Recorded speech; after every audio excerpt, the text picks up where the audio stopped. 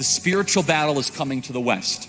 And the enemies are wokeism or Marxism combining with Islamism to go after what we call the American way of life. And the American way of life is very simple. I want to be able to get married, buy a home, have kids, allow them to ride their bike till the sun goes down, send them to a good school, have a low crime neighborhood, not to have my kid be taught the lesbian, gay, transgender garbage in their school. While also not having them have to hear the Muslim call to prayer 5 times a day. That's important. We want the American way of life, which is, by the way, Christendom. Christians, our sacrifice, our toil, our vision, the outgrowth of the scriptures gave us Western civilization. And this is where I think is a great rallying cry. Doesn't matter if you're Hispanic, doesn't matter if you're Asian, doesn't matter if you're black or white. Everybody, if you are Christian and Jesus Christ is your Lord and Savior, these two threats are combining forces to come after us. And it's time that the church stands and rises up against it. Yep.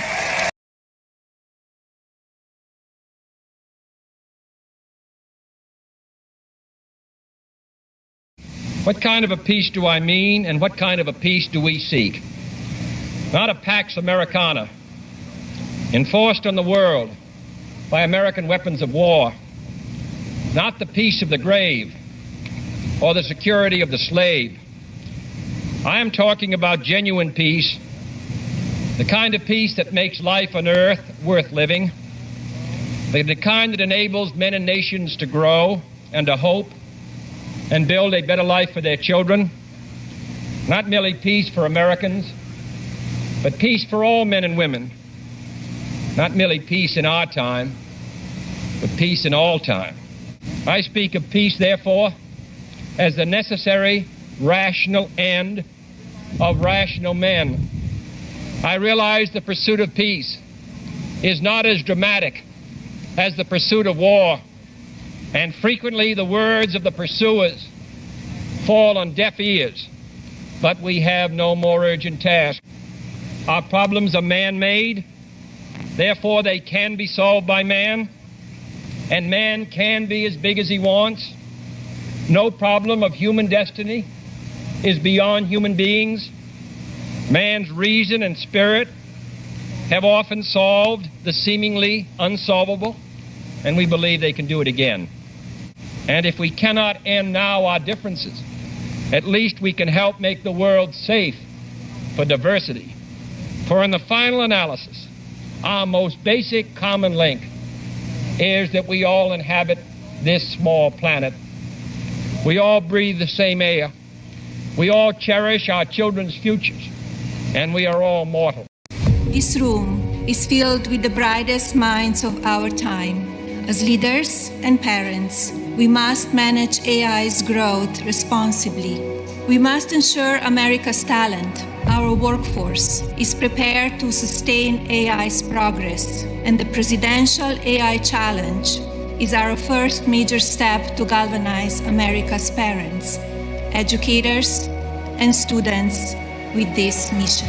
It is an honor to have the support and advice of the First Lady as we seek to implement the President's plans to give America's children the chance to learn how to navigate our ever-changing technological world. During this primitive stage, it is our duty to treat for AI as we would our own children, empowering but with watchful guidance. And I won't be surprised if AI becomes known as the greatest engine of progress in the history of the United States of America. The Democrat Party, Sean, is terrorizing the American people. Just think about what is happening in our major cities, the bloodbaths every single weekend. One victim after another, one shooting after another, one murder after another. When you have Democrat politicians like Pritzker and Newsom that are freeing illegal alien pedophiles, illegal alien child abductors, illegal alien murderers back into our streets to kidnap people, to beat them senseless, to stab them and shoot them to death, this is terrorism. being waged against the American people. And then you look at that video that chills our very souls out of Charlotte, that beautiful young woman stabbed to death, murdered savagely on a subway, just trying to get home from work, fleeing war, only to run into a Democrat war zone here in our country. That monster, 14 prior arrests in and out, in and out. The Democrat policies of catch and release for barbarians and savages is truly an act of terror, Sean, against the American people. It cannot be explained unless you deeply, fundamentally hate America.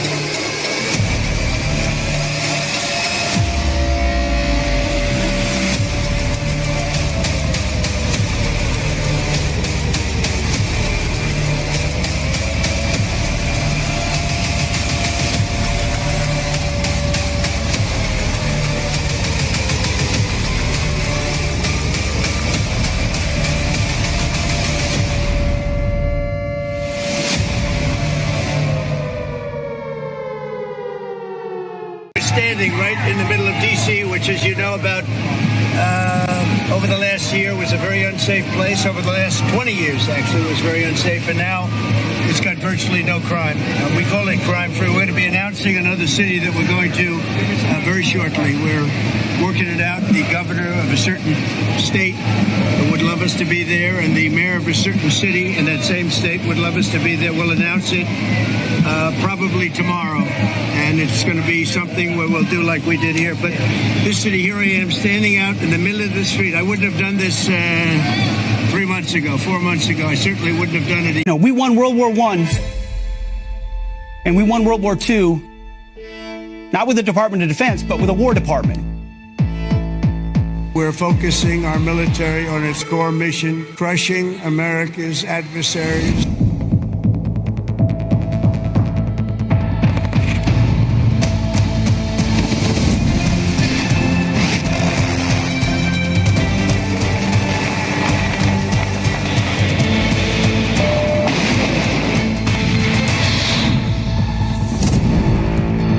We're in the business of war fighting.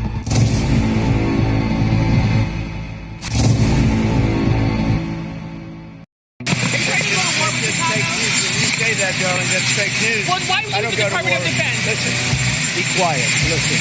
You don't listen. You never listen. That's why you're second rate. We're not going to war. We're going to clean up our cities. We're going to clean them up so they don't kill 5 people every weekend. That's not war. That's common sense. You said he didn't sign the birthday card. He didn't do this. He also didn't do the check. Those were in documents from the estate. So what is the working theory as to why he's in them? The president has one of the most famous signatures in the world, and he has for many, many years. You know that, Maggie, you've covered him for a long time, long before he assumed this office when he was a businessman in New York. The president did not write that letter. He did not sign those documents. He maintains that position, and that position will be argued in court by his lawyers. The president is very confident he is going to win this case.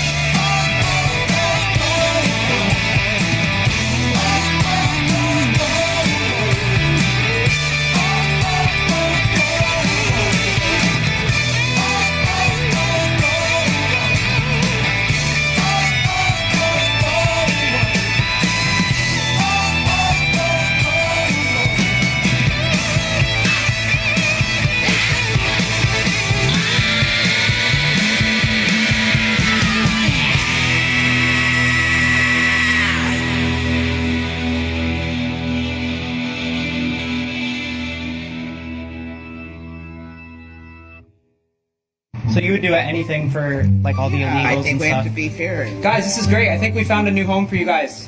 What guys? There you go. Yeah. I don't understand what this is all about. The immigration. They're gonna move into your house. They are not. What do you mean? You just said you wanted to support everyone, though. Okay. That I don't. No, they're Guys, not we violent. got a They're new not house. violent. They're good. They're Oh no, hop it! Just like you guys did before. Thank you very much. Can they stay for dinner? Wait. Well, we have your signature. There is crime in all states, but the crime in these cities is all in cities that are run by Democrats. If you look at the list of the top 20 high crime cities in the United States, every single one, with the exception of one in Louisiana, is run by a Democrat.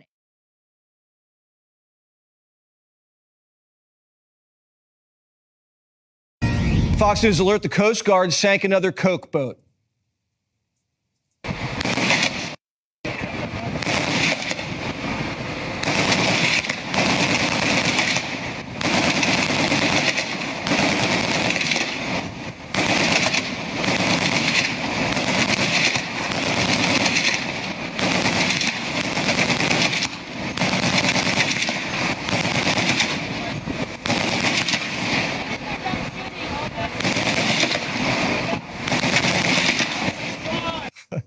That was Operation Pacific Viper. The Coast Guard arrested 7 smugglers, seized 13,000 pounds of coke, then sunk their boat.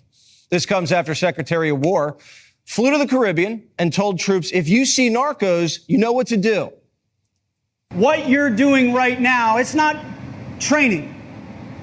This is the real world exercise on behalf of the vital national interests of the United States of America to end the poisoning of the American people. Y'all, I'm a truck driver, right? Let me tell you the effects of Donald Trump. This company called me begging me to work for them because they couldn't find drivers anymore. Why couldn't they find drivers? Because Donald Trump instituted that you must speak English in order to hold a CDL. That means people who are natural born Americans, people who have been here for centuries, who built the country, now we get opportunities that all these foreigners would get. Say what you want to about Trump. I'm not saying he's not racist, but what he's doing positively affects me. Now the jobs that were going to illegal immigrants, that they were working for pennies on the dollar, now it goes to a natural born, full-blooded American. It's not my signature, and it's not the way I speak. And anybody that's covered me for a long time, no, that's not my language. It's nonsense. And frankly, you're wasting your time. All you do is trying to get off the great success of D.C. and about 200 other things we've done that are so successful. This is a great, great success, and we have so many. I don't think any president in their first 8 months has had anywhere near the success that we've had. For every loudmouth leftist telling our troops to remember their oath, stop pretending you know what you're talking about. Here's what the oath actually says. I do solemnly swear that I support and defend the Constitution of the United States against all enemies, foreign and domestic. It goes on to say that I will obey the orders of the President of the United States and I will obey the orders of the officers appointed over me according to the regulations and the Uniform Code of Military Justice. That's it. That's the mission. Not to obey the governor, not to side with the mob, and not to do whatever the mayor says. It's about protecting the Constitution and this country, even when weak leadership refuses to do so. So when the President of the United States sends the National Guard to go shut down the chaos in LA, and you start crying about tyranny and martial law, guess what? The military's job isn't to make you comfortable. It's to protect this country when local officials fail. Looting, fires, assault, destruction. That's not protest. That's lawlessness. And if you think defending that makes you some kind of hero, you're the one who forgot what this country stands for, not them. Our troops are not violating the oath. They're upholding it. Because unlike you, they actually took it. Stop using the oath like a political weapon when you have no idea what it means. Our service members are out there doing what needs to be done. You don't have to like it, but you will respect it. Immigrants built this country. No, they didn't. Settlers did.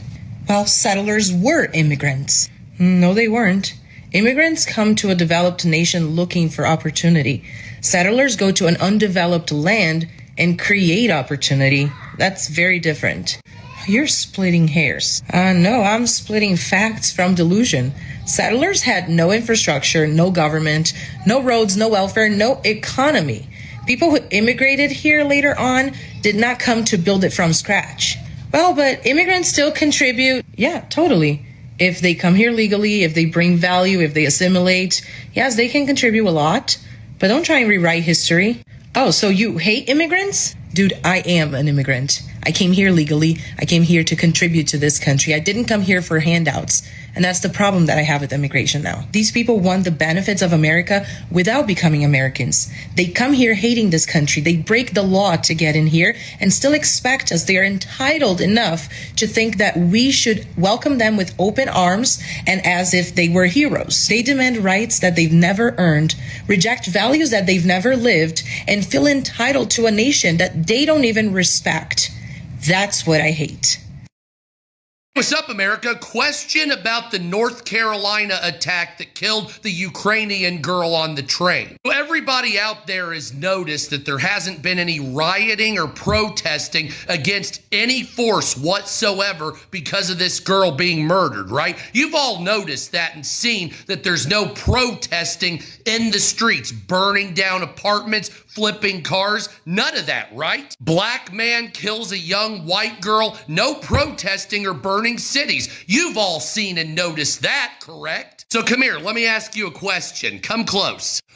Why did everybody burn cities down and attack people when George Floyd was killed by a cop, but nobody's doing it now for this girl that was stabbed to death in a racially motivated hate crime on a train in North Carolina? Anybody want to answer that question? Why rioting and protesting is perfectly acceptable, specifically for the Democrat mainstream media, when a black man is murdered by a cop, but when it happens to a white girl, not only crickets, no protesting at all. And I bet you dollars to donuts, if there were protests, the media wouldn't even show up. So can we talk about how the media is assisting in anti-white racism? Can we talk about that? How the media has become basically the propaganda arm of anti-white racism, not just here in America, also the Western world. The Guardian, the BBC, the Sky News, they all do that in England too. So does French National News. They all do that shit. So when are we gonna hold the media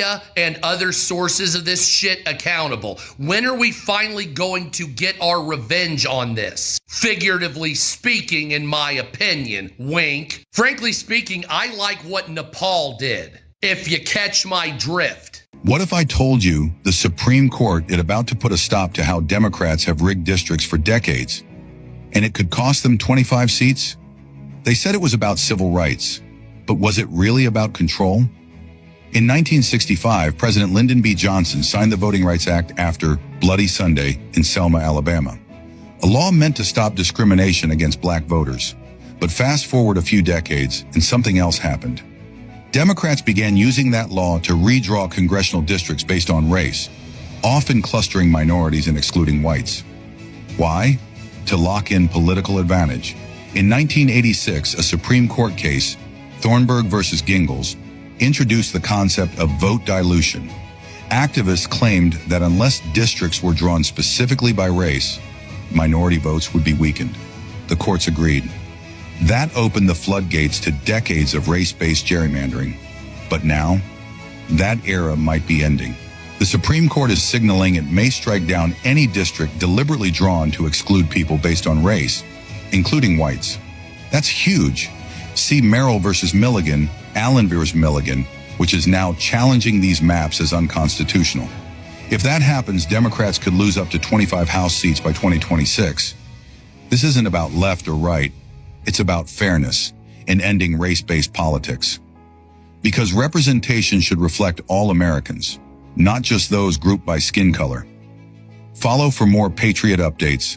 They knew they weren't supposed to stay. They knew the visa was expired. They knew the court date was missed, but they stayed anyway. Now ICE shows up, and suddenly it's family separation and crying kids on the front lawn. And you're supposed to feel guilty? Let's get one thing straight. You broke the law. You ignored the system. You gambled with your kids' future.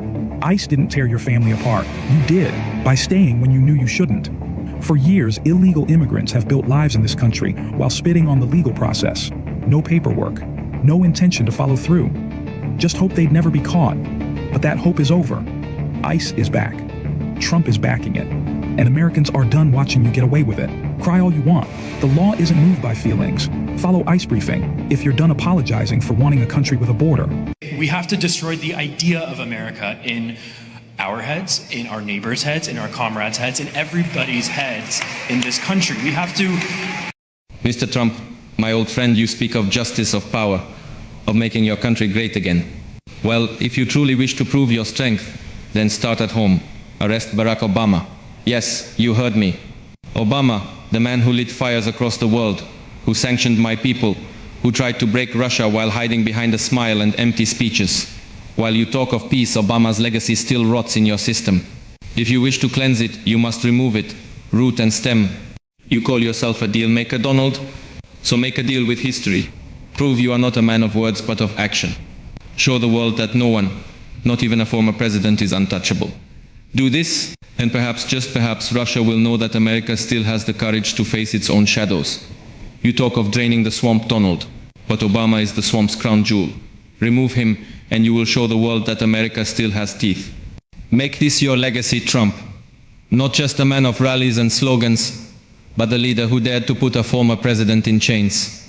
The world will tremble, and history will remember. We have a right to violence. All oppressed people have a right to violence. And I'm going to tell you something. It's like the right to pee. You got to have the right place. You got to have the right time. You got to have the appropriate situation. And I'm absolutely convinced that this is it. Thank you so much, Madam Chair. And I have to make sure I don't get in trouble back home in Texas. So let me be really clear. These maps, racist. The fact that they are trying to silence Black and minority voters in a majority minority state, racist. Pulling all of the economic engines out of certain districts, also racist. The bottom line is this is a Republican-led and racist attempt to make sure that we silence the voices of Black and brown people. I have a question for all the Muslim immigrants who immigrate to the United States. Why would you rather live in America and not live in your current country? Is it because your current country is oppressive? Is it because it's under Islamic rule and you'd rather live under Western rule so you have freedom? The largest lobby in America is the Jewish lobby in Washington, D.C., the Israeli lobby. But Hamas, within the crowds that they influence, they're very, very influential also. And the real question is, okay, they still have the hostages from the events on October 7th. They're not willing to negotiate. There's been options to negotiate. They haven't. It's not one-sided. Should Israel back off before they've got their hostages back? How will the hostages survive that? They're going to go in and occupy. Well, anytime you have a war, the final phase of a war is occupation. And so I think that's probably appropriate at this point in time. And the people that are there, there probably isn't a resolution short of some kind of a resettlement. People don't want to hear that, but that area right now, for what you can say anything you want about it, there's just no infrastructure there. It would be a very long time to rebuild the core infrastructure, so the people are going to be suffering no matter what. So, there's maybe some opportunities to try and do something, to negotiate something different. But what, Egypt's supposed to give up ground, Jordan's supposed to give up ground. There's a resolution. We haven't seen it yet that is coming. So let me just add this from Hamas side and from the Lebanese side. Lebanon had 300,000. You got to think about that. 300,000 missiles aimed at Israel. That was before the Beirut explosion, which destroyed the rocket fuel factory. Then they had 100,000 rockets hidden in all the buildings by Hamas there in that area. Well, 100,000 rockets. Was that defensive or offensive? And you're placing them in there amongst all of the civilians. Are you actually protecting, Israel? Or are you getting ready, the Palestinian area? You're trying to attack it. There's not. They can't say they're pure in this all the way through. That's just the way it is. There's room for same on both sides. A White House official, I'm told the Situation Room and the National Security Advisor, Marco Rubio, who's also serving as the Secretary of State, are both actively engaged. They're monitoring the situation and they are in contact with state officials. So you've got the Situation Room here and Rubio looking actively into what is going on, receiving updates. And I've also inquired anything they know about the suspect or his condition. I haven't heard anything on that yet. But I did go up to Upper Press immediately when this news broke to see if anything was coming out on this. And I was told that it had just happened and everyone was in the Oval Office. I was told we'd have an update. Take a listen to the blunt message that John Thune issues to Chuck Schumer over the possible government shutdown. Y'all like the video? And check this out. Mr. President, as the expression goes, it's time for Democrats to fish or cut bait. Right. We have 2 days until government funding expires. And Democrats need to decide if they're going to support funding legislation that came over from the House or if they're going to shut down the government. So far, it's looking like they plan to shut it down. Democrat leader came to the floor yesterday afternoon and had the nerve to complain about the House bill. He wants yet another short-term piece of funding legislation to be, as he said, give Congress time to negotiate bipartisan legislation that can pass, end quote. Well, Mr. President, I'm not sure how long the Democrat leader thinks we should drag out the funding process for fiscal year 2025. Until fiscal year 2026. After destroying much of Gaza, Israel seems now to be focusing on destroying Gaza's people, siege and starvation.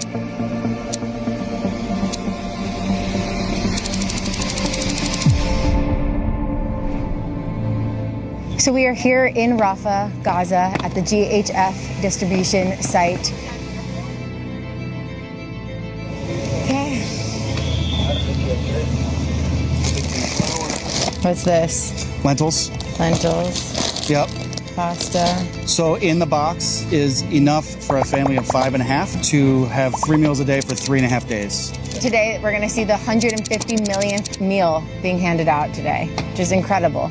This is something I feel like the news doesn't show you that much. They're kind of letting the civilians from the other side come in with the big risk, but they're taking that risk because they want to do everything that they can to protect them. They use the gunshots as warning shots to keep the crowd at bay at a certain location at a certain time until 09. So it's a way of communication. This has been going on for years between IDF and the Palestinians.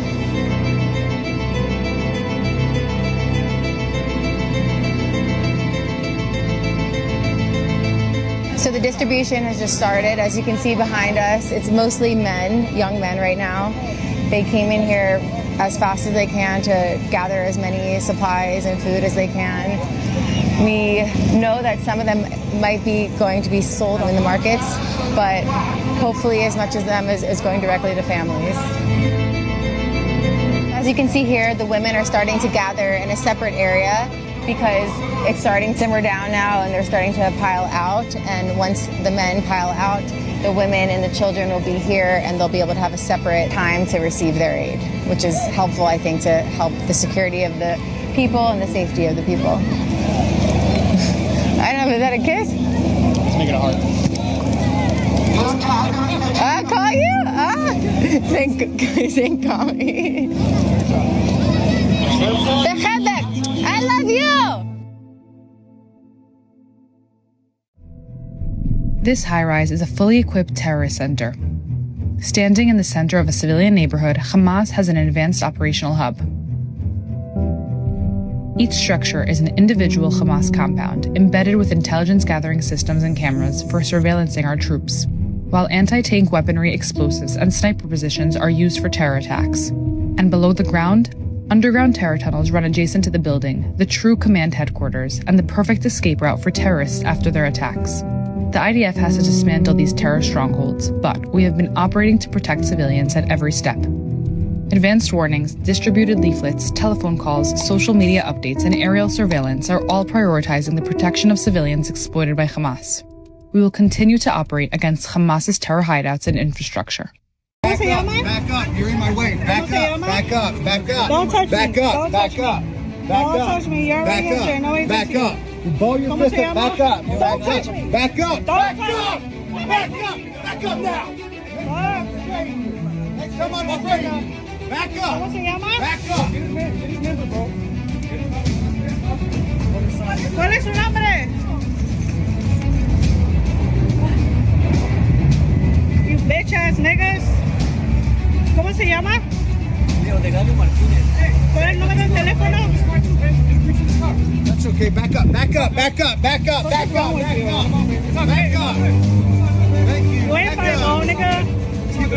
Venezuela just caved in. Take a look at this. Si usted, presidente Trump, en serio quiere hablar de una lucha para acabar con el narcotráfico, Venezuela tiene la experiencia.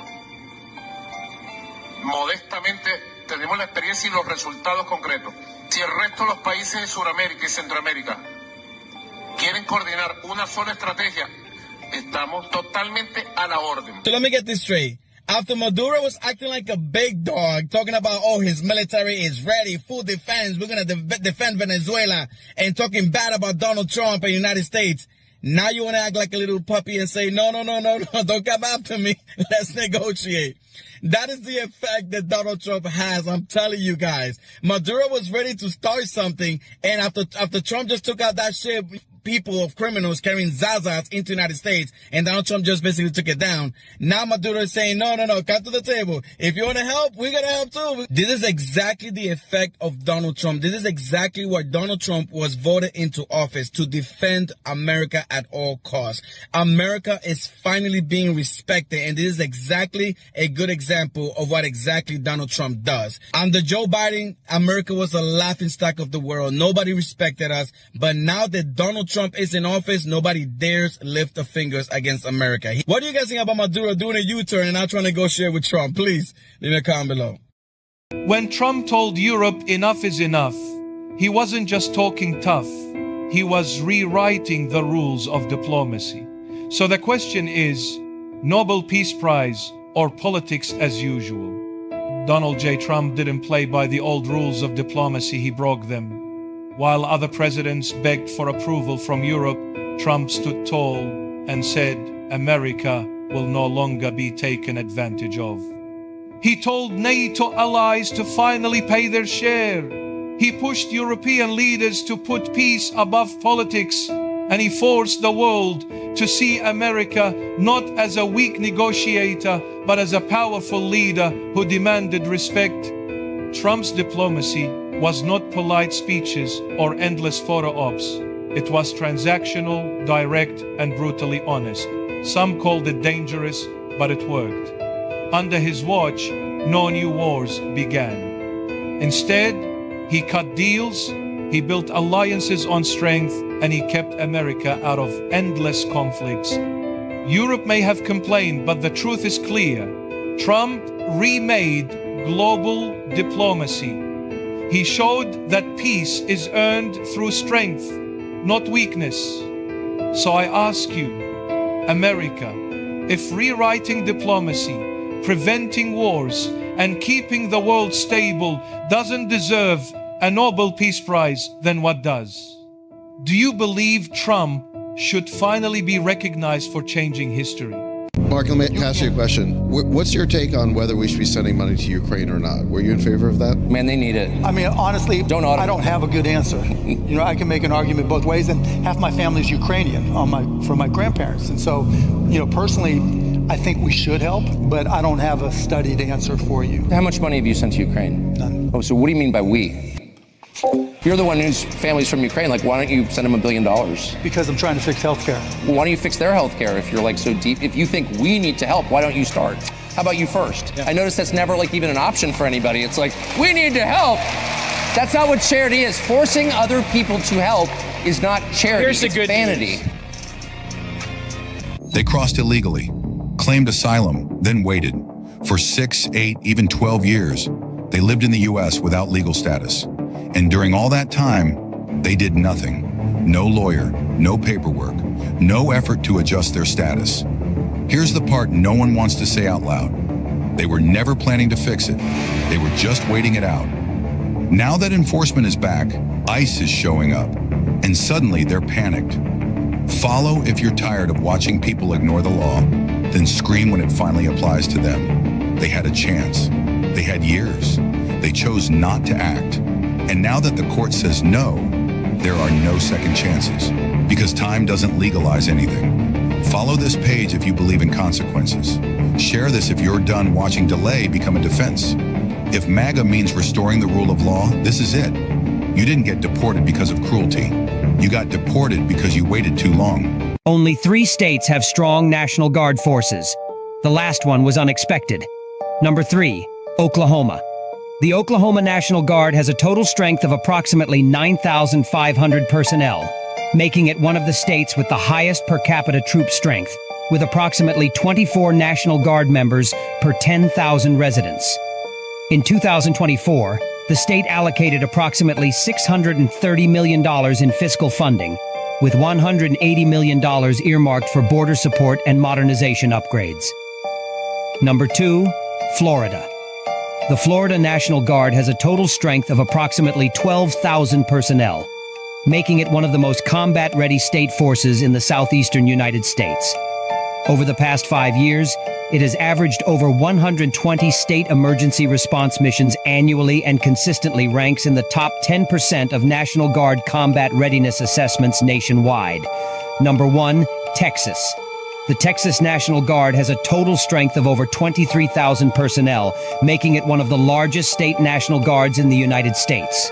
It operates one of the largest military training bases in the country, the Briggs Training Base, with over 200,000 training days annually.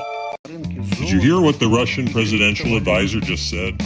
That the United States is planning to wipe out its $35 trillion national debt by moving it into the so-called crypto cloud.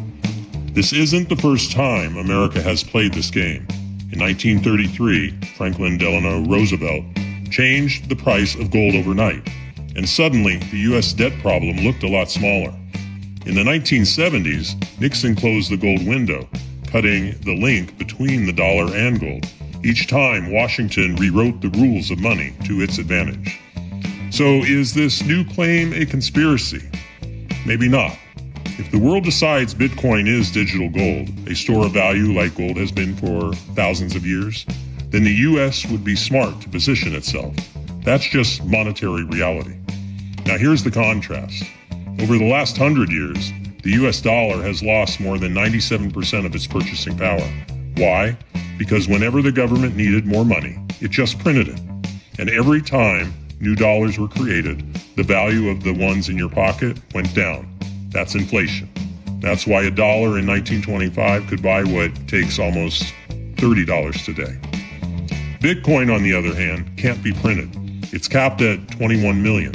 It's deflationary by design. That's why people call it digital gold. So when Russia warns that America is about to reset the debt using crypto, maybe it's alarmist, or maybe it's just history repeating itself in a digital age. My friends, we are all anonymous, and in the great game of money, whoever controls the reset controls the future.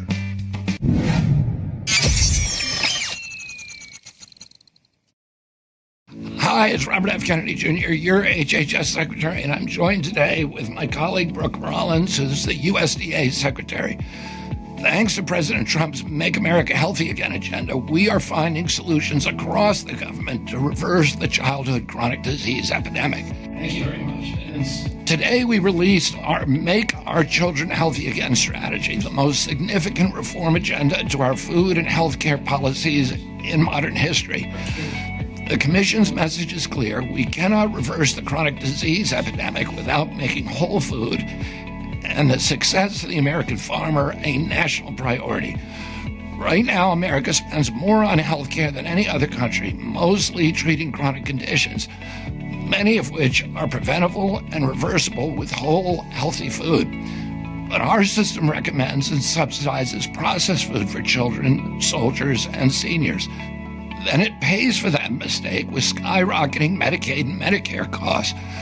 The result, pharmaceutical and insurance companies grow rich while farmers suffer in difficult farm economy. We have to support our soil. We must support our farmers, and we must challenge the interests that profit from kids getting sick. This administration is leading a long-term conversation to change how America approaches food and health. And we're delivering results across our government. Our reforms include removing harmful chemicals from food, defining ultra-processed food and labeling food clearly, requiring nutrition and metabolic health courses in medical schools, closing the GRAS loophole and raising infant formula standards, improving food for our military, our veterans, schools, and hospitals, updating water quality standards, including PFASs, reforming Medicaid quality metrics to measure real health improvement through fitness indicators and nutrition coaching. We're also reforming NIH and other research agencies to tackle how food impacts the root causes of chronic disease. Our priorities include nutrition and metabolic health, food quality, gut microbiome, precision agriculture, and soil health. And this year, HHS and USDA will release nutrition guidelines that end corporate capture and put whole food at the center of Make America Healthy Again. This historic effort would not be possible without the leadership of Secretary Brooke Rollins at USDA. Oh, thank you, Secretary Kennedy. A central focus of the report that was just released is working with our farmers. The innovation happening across America's heartland is the key to healthier food and healthier soil.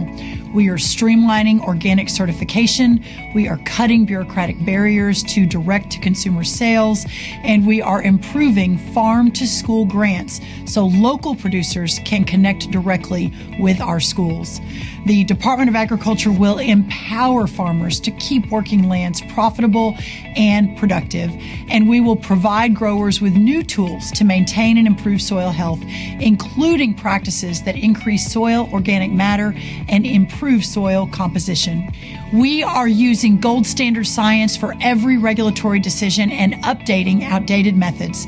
And we are ensuring government programs finally recommend and incentivize whole food, starting with our work with states to remove soda and candy from SNAP. And I look forward to working with grocers to develop sustainable, accountable, and measurable incentive programs that emphasize fruit and vegetable consumption. A cultural awakening is happening across America. Parents are reading food labels more closely. Moms are demanding whole food in schools. Patients are asking doctors about the root causes of their chronic diseases. And we are realizing the deep connection between our health, our food, and our soil. With this awakening and the historic reforms the Trump administration is delivering, we can reverse the childhood chronic disease crisis. Together, we will make our children healthy again. Produced by the U.S. Department of Health and Human Services. The Charlotte mayor. And very interestingly, this woman's name it's basically Vile. Her name is Vile. It's Vi Lyles. That's her name, Vi Lyles. So I'm just going to call her Vile because that's what she is based on this response she's given. She's a Democrat. She's been mayor since 2017. She last won re-election with 68% of the vote. And this is the statement she released right after the attack. She did not use the victim's name, even though it was out there. It wasn't like a matter of privacy. The parents knew, everybody knew she'd been killed. It happened on August 22nd. First and foremost, my thoughts and prayers go out to the young woman's family and friends.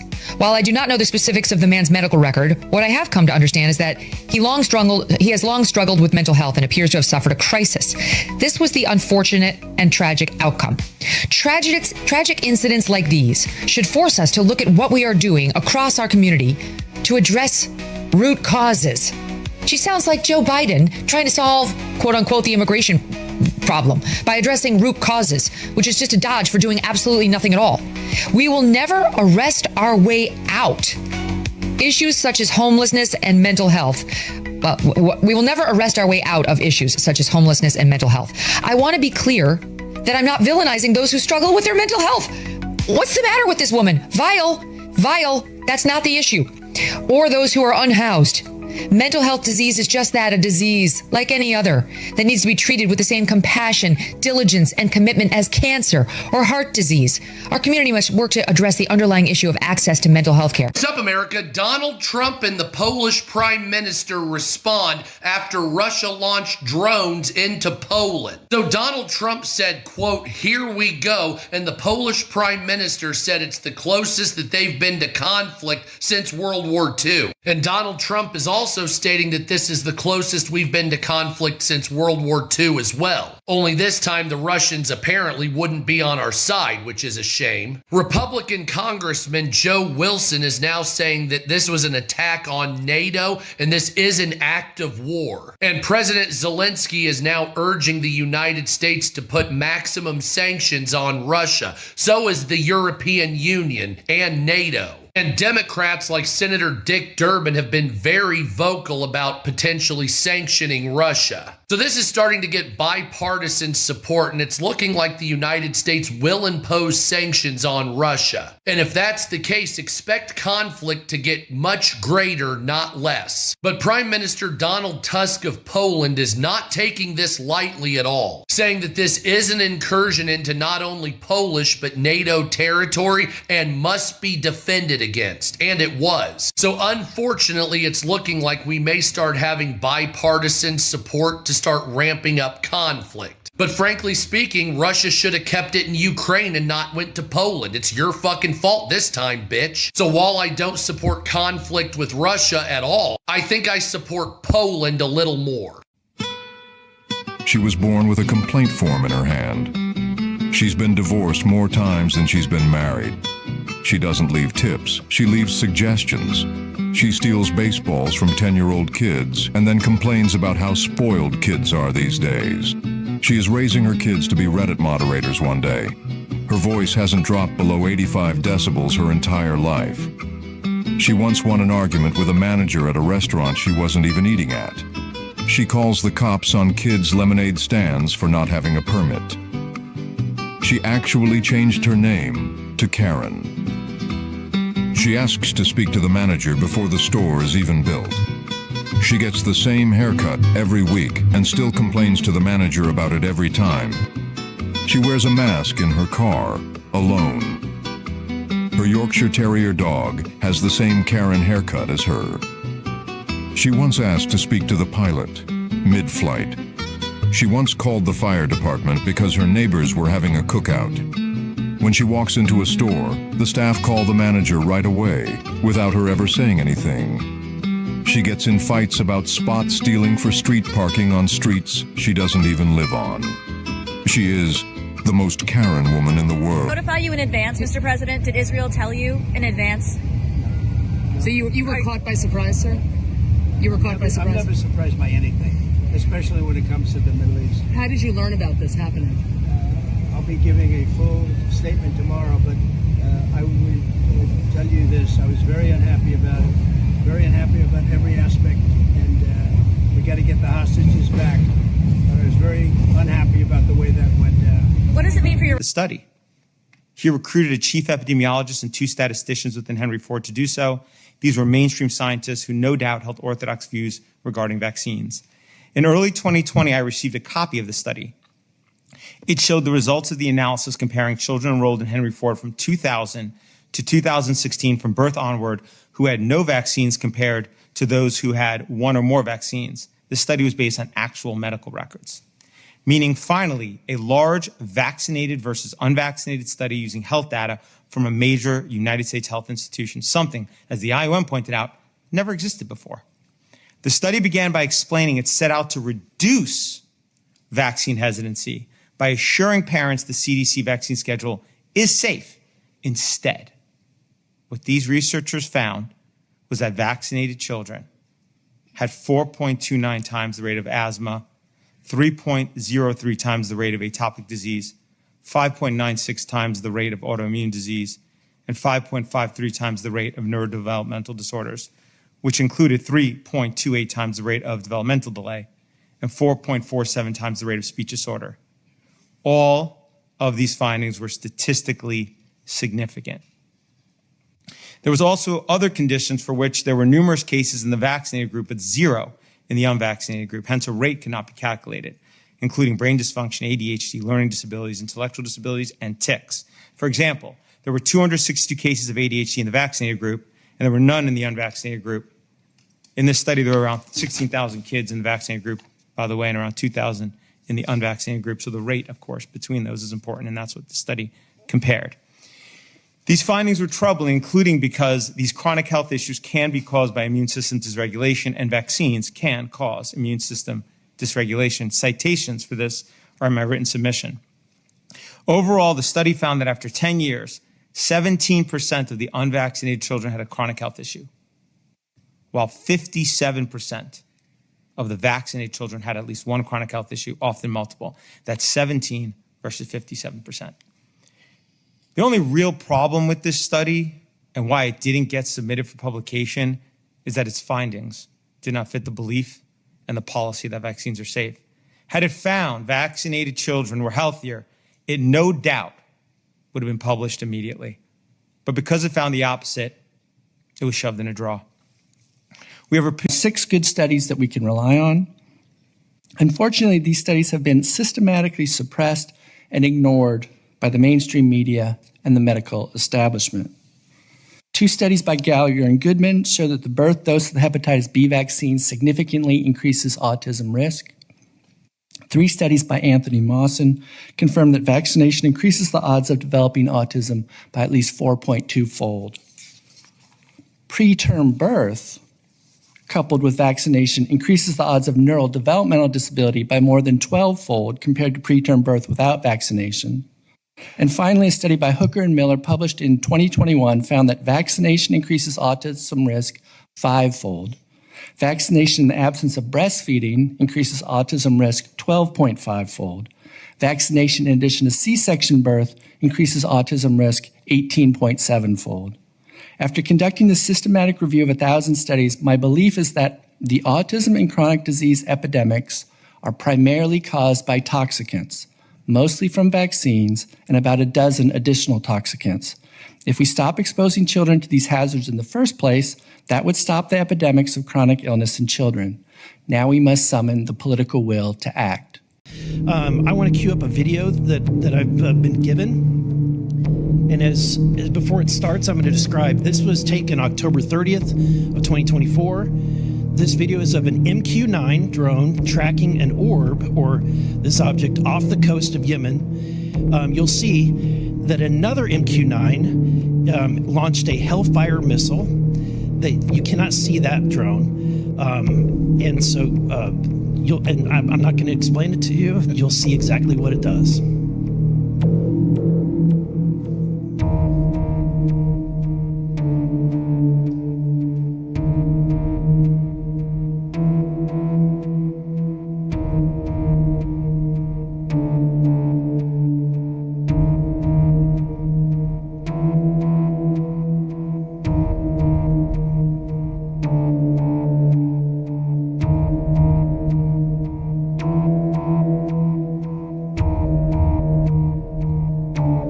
This is when it zoomed out, so you can still see it traveling.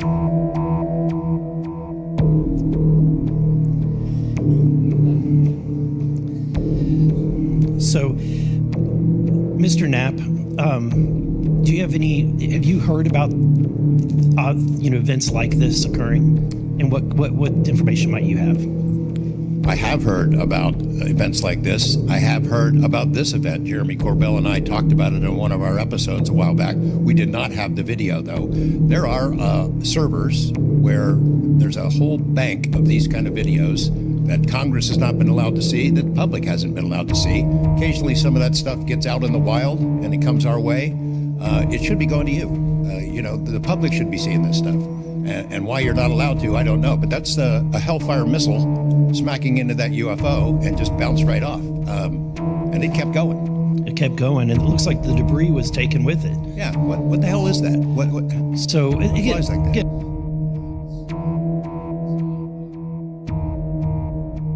Hillary secretly moves assets to Russia. Pam exposes 33 milliliter Tuscany vineyard and more Russian assets, 8,000 characters. That was the weight of the evidence stacked in binders on the mahogany table, but one number rose above them all.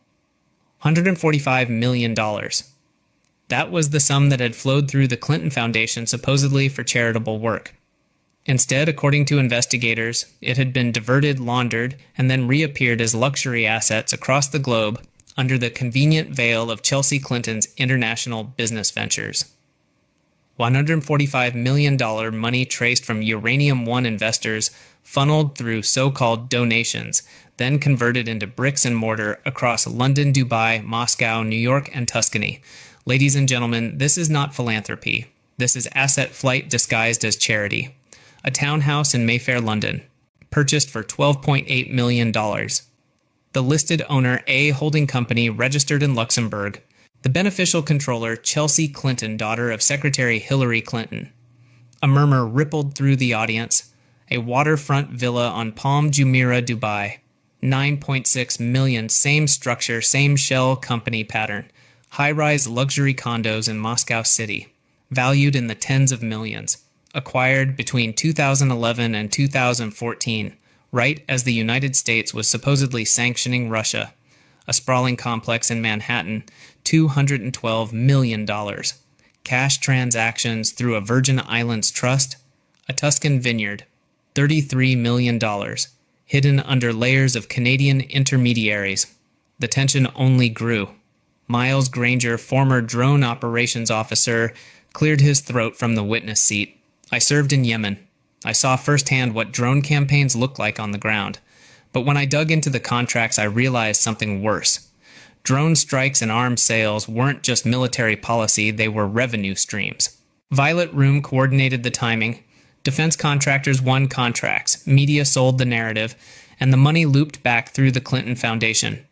This chain shows approval routed from the State Department directly to Violet Room liaisons. They weren't just greenlighting strikes, they were orchestrating them for profit. And Secretary Hillary Clinton signed off.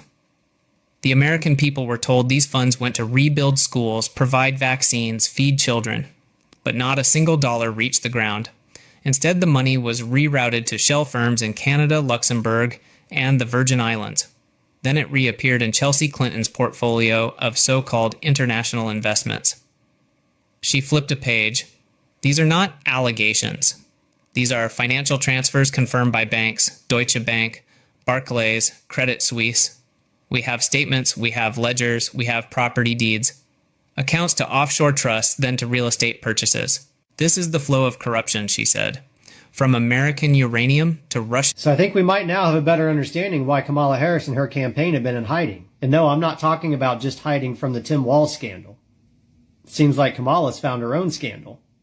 Well, one of many. And this is the type of scandal that has ended political campaigns and destroyed careers. Ask Joe Biden. He'll tell you. And Claudine Gay, the former president of Harvard, she'll tell you also. When she was accused of instances of duplicative language, which just really just means plagiarism. Because now, according to multiple sources, it seems like that's exactly what she may have done. At least, that they're alleging that she's done.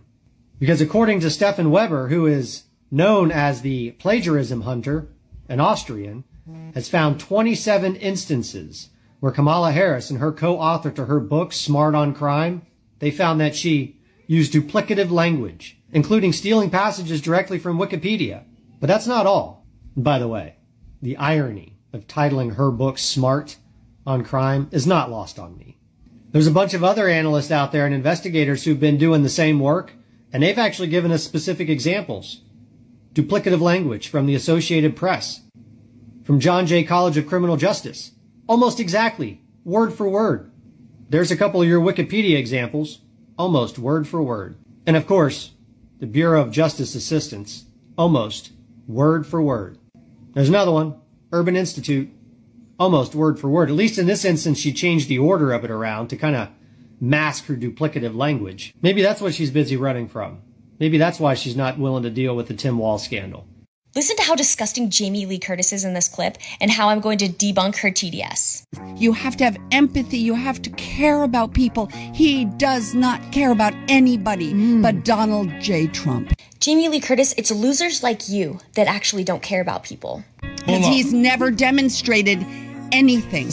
In 1988, he used his private jet to transport a 3-year-old all the way from Los Angeles to New York for specialized treatment because he had a rare breathing disorder. An Army veteran was diagnosed with stage 3 bladder cancer, and his family was concerned about his medical bills. Once he started his treatment, he realized he wasn't receiving any bills, finally learned out from the hospital that Donald Trump had privately paid for all of his medical treatment.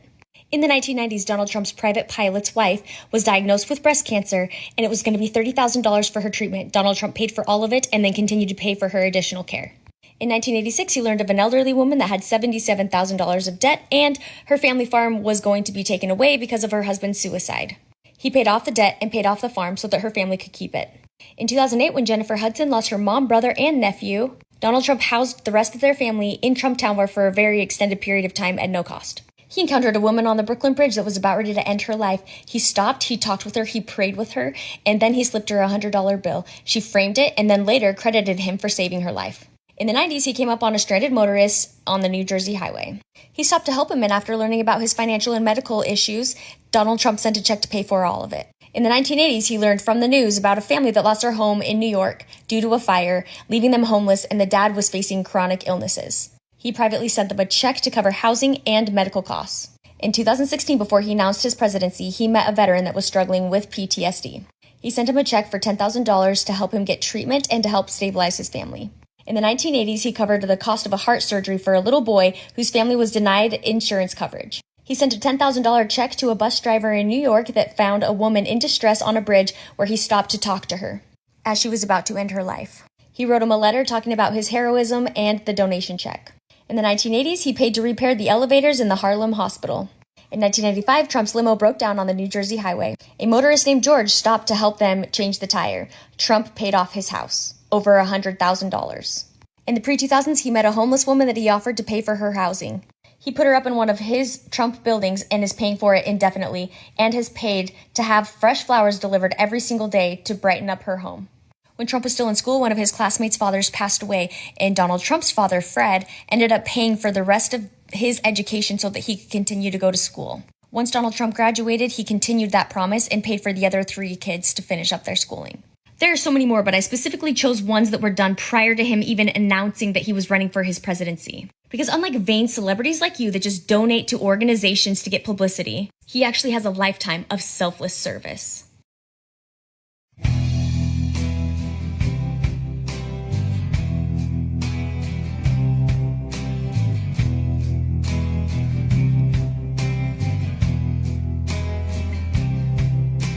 Nothing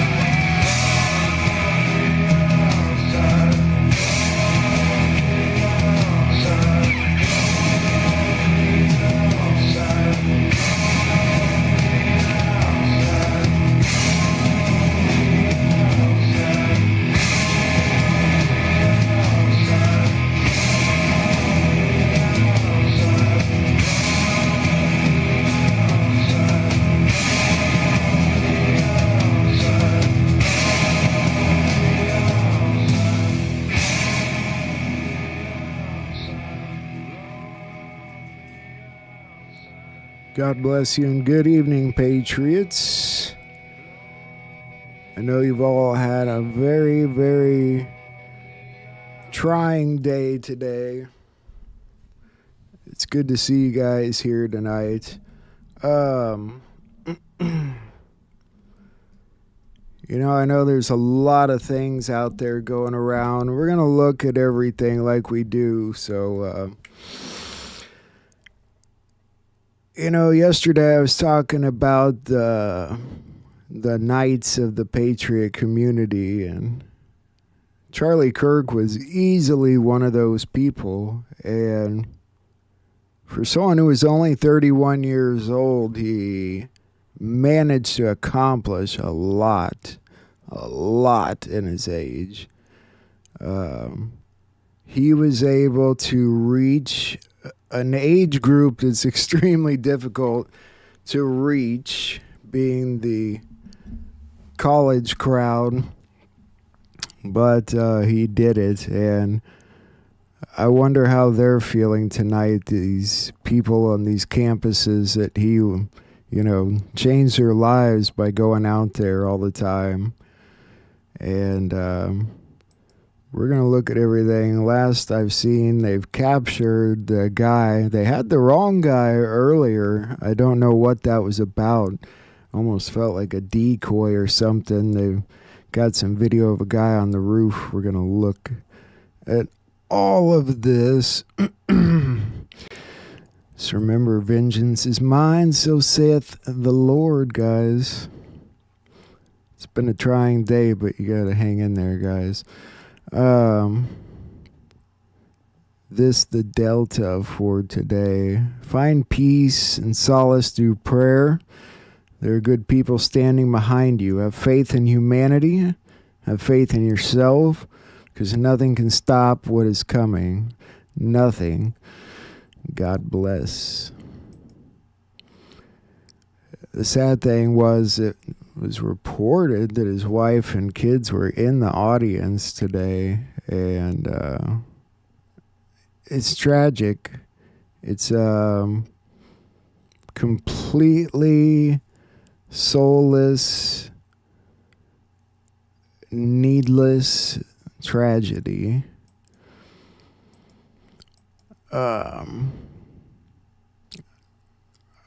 I'll just tell you what I saw. I get these alerts on my phone every time something major happens in a major city, so I knew about it pretty quick. And at first, the news didn't make it sound like it was a big deal. It's like, oh, we got the guy in custody, and then I saw the video, and that video is horrifying.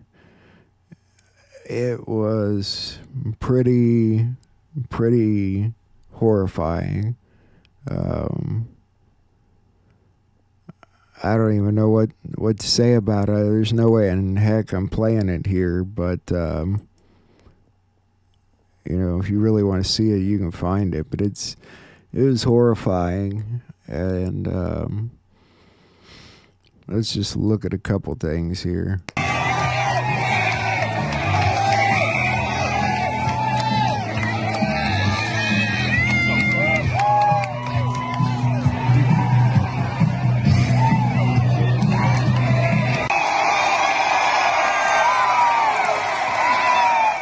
What happened apparently fairly early in the event, not long after this video was done.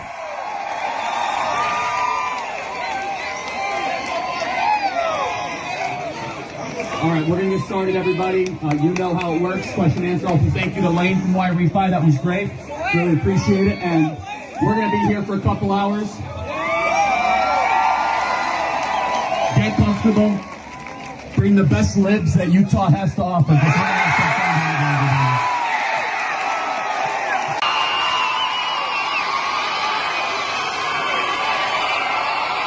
You can see it was a massive audience.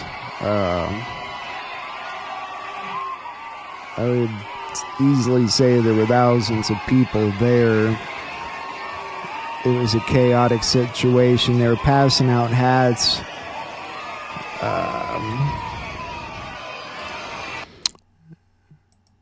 take a look here. Because we are getting new reporting in right now from the president about Charlie Kirk, as this was actually a fatal shooting coming down right now. It was about 2 p.m. roughly my time when it happened, and about 2 hours later, after about 4 p.m. my time, was when the president announced that he had died. On Truth Social from the President of the United States, saying the great, even legendary Charlie Kirk is dead. No one understood or had the heart of the youth in the United States of America better than Charlie. He was loved and admired by all, especially me, and now he is no longer with us. Melania, and my sympathies go out to his beautiful wife, Erica, family. Charlie, we love you. So obviously an unfortunate finality to this as the shooting transpiring at Utah Valley University. And I just want to put up just some of these scenes one more time. God bless Charlie Kirk. I mean, he was a true warrior. Well, look at the roof situation. I got a couple videos here. This, of course, the first one is so quick you can't tell. And then follow the arrow there. There's a man running away on the roof. And then this video was taken. Yeah. You think he'd already be in place? You would think that. So there's somebody on the roof right there? Just saying? He just ran from over, where's my finger? Here's he's laying over up there. Ran in. And now he's right there. And so, either way, Kash Patel put out a message that he had been caught. I wanted to show you what Juan O'Sullivan had put out on his Telegram page. He's on right now. We're going to look at that in a minute here. Subject for the horrific shooting today that took the life of Charlie Kirk is now in custody. Thank you to the local and state authorities in Utah for your partnership with the FBI. We will provide updates when able. Kash Patel put that out not that long ago. From Juan O'Sullivan, Charlie Kirk is now the Robert Kennedy of this generation, for we battle not against flesh and blood, but against principalities and powers of darkness in high places. The intensity of his life and light are now burning more brightly than ever in the souls of the millions of young and old who've been touched by him in this world. The cleansing action of 1,000,000 bright lamps burning in the souls and minds of those who are left behind to continue Charlie's work will relentlessly endeavor to eradicate every dark principality from all their roosts and nests in this powerful and high places of our society and world. Let's thank our Father in heaven for every brilliant and beautiful moment Charlie Kirk was with us in this world. We'll meet again, and we will enjoy his company and infectious laugh soon enough when we walk together on the golden streets of our Savior's paradise. Godspeed, Charlie. Yeah, it was, you know, when the notice popped up on my phone, a shooting, there's so many of them lately, I scrolled past it real quick, and then I thought I saw a Charlie Kirk event, and I scrolled back and it said Charlie Kirk shot at event, and it was wild. If you saw the intro, you saw that we hit another boat out of Venezuela.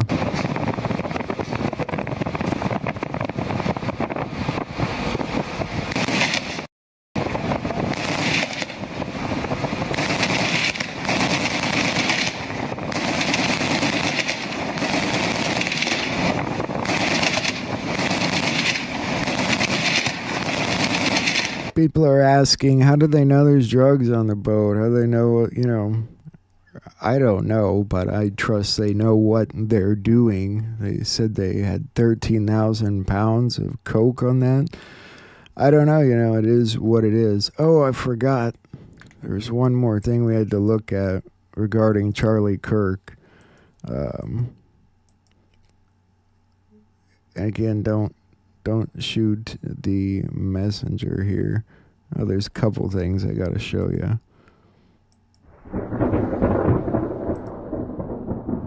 Patriot Princess. I think Charlie Kirk's death is fake. I think President Trump and Phil were trying to tell us beforehand. Phil posted All Eyes on Me earlier today. Godlewski 105, Charlie Kirk 105, Sudden Death 105. Then look at his next post. Look at all the capital letters. TTP 56, Charlie 56. Then go back to Phil's post on September 6th. He posted an earpiece emoji 5 times. Earpiece in Gematria 5 times is 310. You can die if you are never born 310. Charlie Sheen was just on Jesse Waters, and he said that very same thing in his interview. He said apparently you can die if you were never born. In Charlie Sheen's book, he says that he was born dead. And look closely at that interview. Charlie Sheen talks about playing basketball with Michael Jordan. Phil posted about Michael Jordan. And in the interview, the camera is zoomed in on Charlie Sheen's face. He turns sideways and touches his earpiece, making sure that everyone is looking at his earpiece. You can also see Jesse Waters' earpiece very clearly. Earpiece 62, shot 62, and Charlie was being interviewed.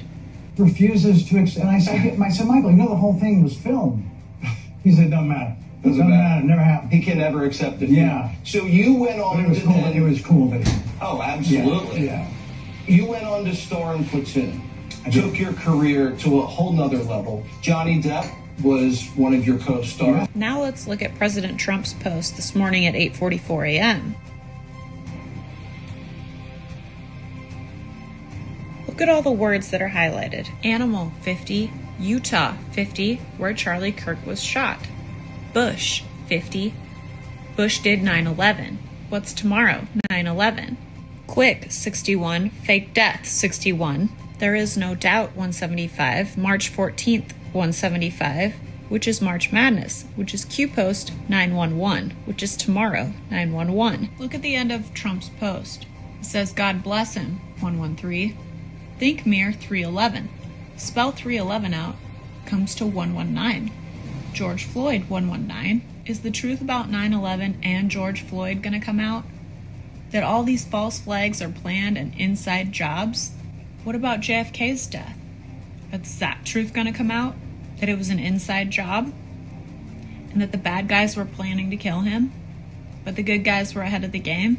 So they had to fake his death? Just like Charlie Kirk?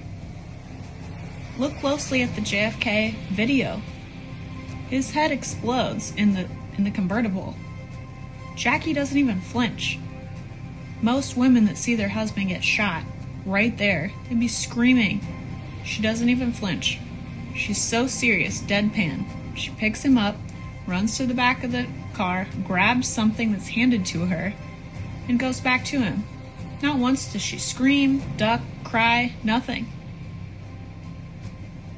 Looks planned to me. Looks fake. She knew it was coming. What if that's Hollywood exploding blood that you saw at Charlie Kirk and on JFK? What if bad guys did plan to kill JFK, Diana, Jr., Charlie Kirk, etc.?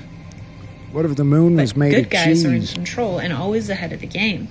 What if we are in a psychological operation with good guys in control, awakening the masses to the truth?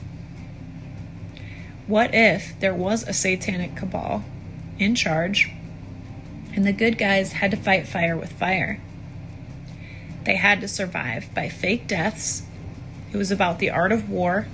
They had to confuse their enemy, like Diana says. I was a problem, full stop, never happened before. I don't get all of those things go together, but I should show you this too, that they cut off the news. I turn and look, and they were arresting a guy by the name of George Zim. Yeah, I know the guy. I don't think he did it. I think they arrested the wrong guy. I think whoever did it was a good shooter, a sharp shooter. It was one shot right directly to the heart, and we need to find out who did this. I think there should be a research completely done that took place hours, maybe a day before anything went on. Who could be there and pull that trigger and do it? And I don't think it was George Zim. He was poor, broke. He maybe was on medication, a little bit loony boon, maybe a perfect person to pick and say that did it, but I don't think he did it at all. So at this point, but did you see him taken into custody? Did you see him with any kind of thing in his hand, any device in his hand or anything like that? Yeah, I saw when they actually put the handcuffs behind his back. Okay. I know this, it's not quite in sync. There is one of it in sync, but it's shorter. I want to play it again because I totally screwed the audio. They were arresting a guy by the name of George Zim. Yeah, I know the guy.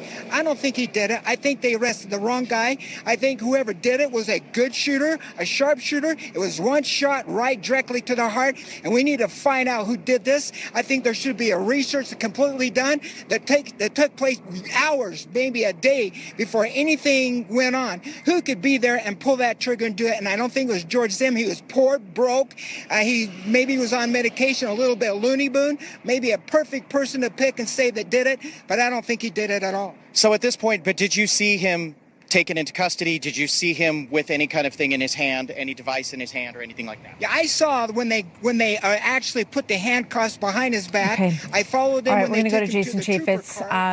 Obviously there's going to be a lot of theories that are floating around. That individual saying that he believes that he knew the person that was taken into custody. He doesn't believe that person did it. They cut him off the air before he said if that guy even had a weapon or not. It was ridiculous. So, yeah, that was going on. He said the name George Zim. I don't know what you can take from that. It's sounded like a madhouse, honestly.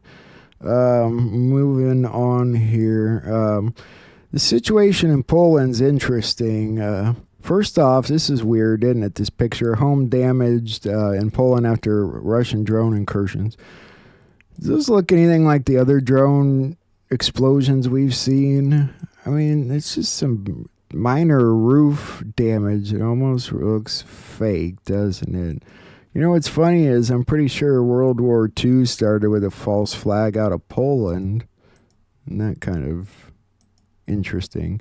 Poland invokes NATO Article 4 and warns we are closer to armed conflict than any time since World War II.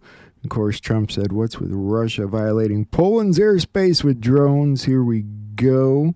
We'll take a look at this. I do want to start, though, now with some breaking news. Take a look at this. We are getting this update out of Poland. However, the entire update is in Polish at the moment, but it does concern the fact that the country early on Wednesday said that multiple Russian drones entered and were shot down over its territory with help from NATO allies, describing the incident as, quote, an act of aggression carried out during a wave of Russian strikes on Ukraine. Several European leaders said they believed Russia was intentionally escalating the war, and NATO was discussing the incident in a meeting. It came 3 days after Russia's largest aerial attack on Ukraine since the war began, an attack that for the first time hit a key government building in Kyiv. We do have some social media posts here from Ukrainian President Volodymyr Zelensky responding to this entire incident. All right, so there's that. What do you guys think of that? And I want to show you what these drones look like. I don't know what drones are supposed to look like, but...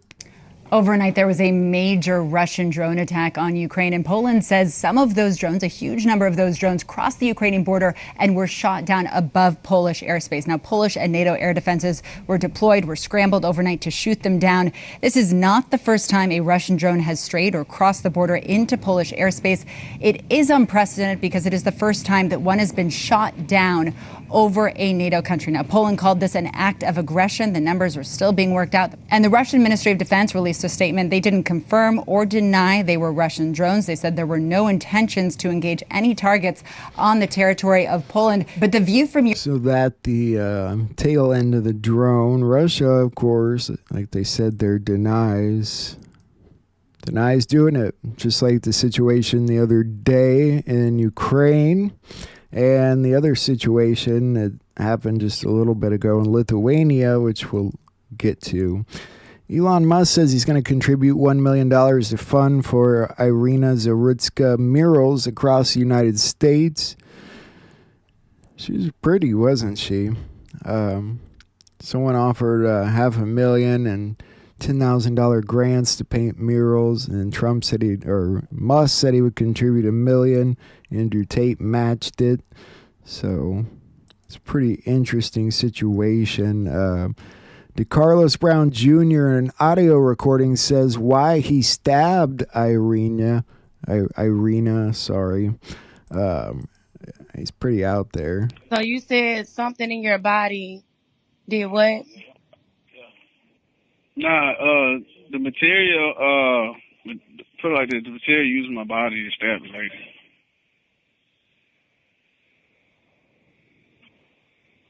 And so she just got stabbed. Yeah. You know that's not me. I'm talking about just for no reason.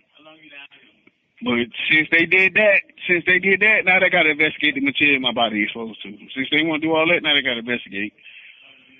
It's funny because she's from the Ukraine. She's from Russia, and you know they got a war. They had a war going on against the United States. So I'm just trying to understand, out of all people, why her? It ain't. I don't have nothing. They just lashed out on her. That's what happened. They lashed out on her. Whoever was working the material, whoever was working the material, they lashed out on her. The material in his body killed her, is what he said. The material lashed out. Now they have to investigate the material in his body.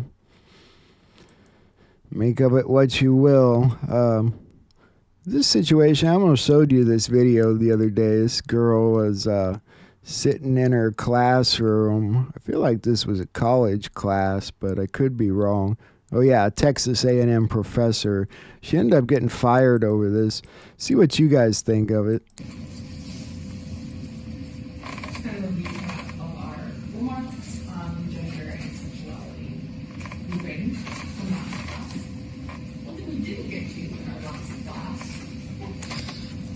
I just have a question because I'm not entirely sure this is legal to be teaching. Because according to our president, there's only 2 genders, and he said that he would be freezing agencies' funding programs that promote gender ideology. And this also very much goes against not only myself, but a lot of people's religious beliefs. And so I am not going to participate in this because it's not legal, and I don't want to promote something that is against our president's laws as well as against my religious beliefs.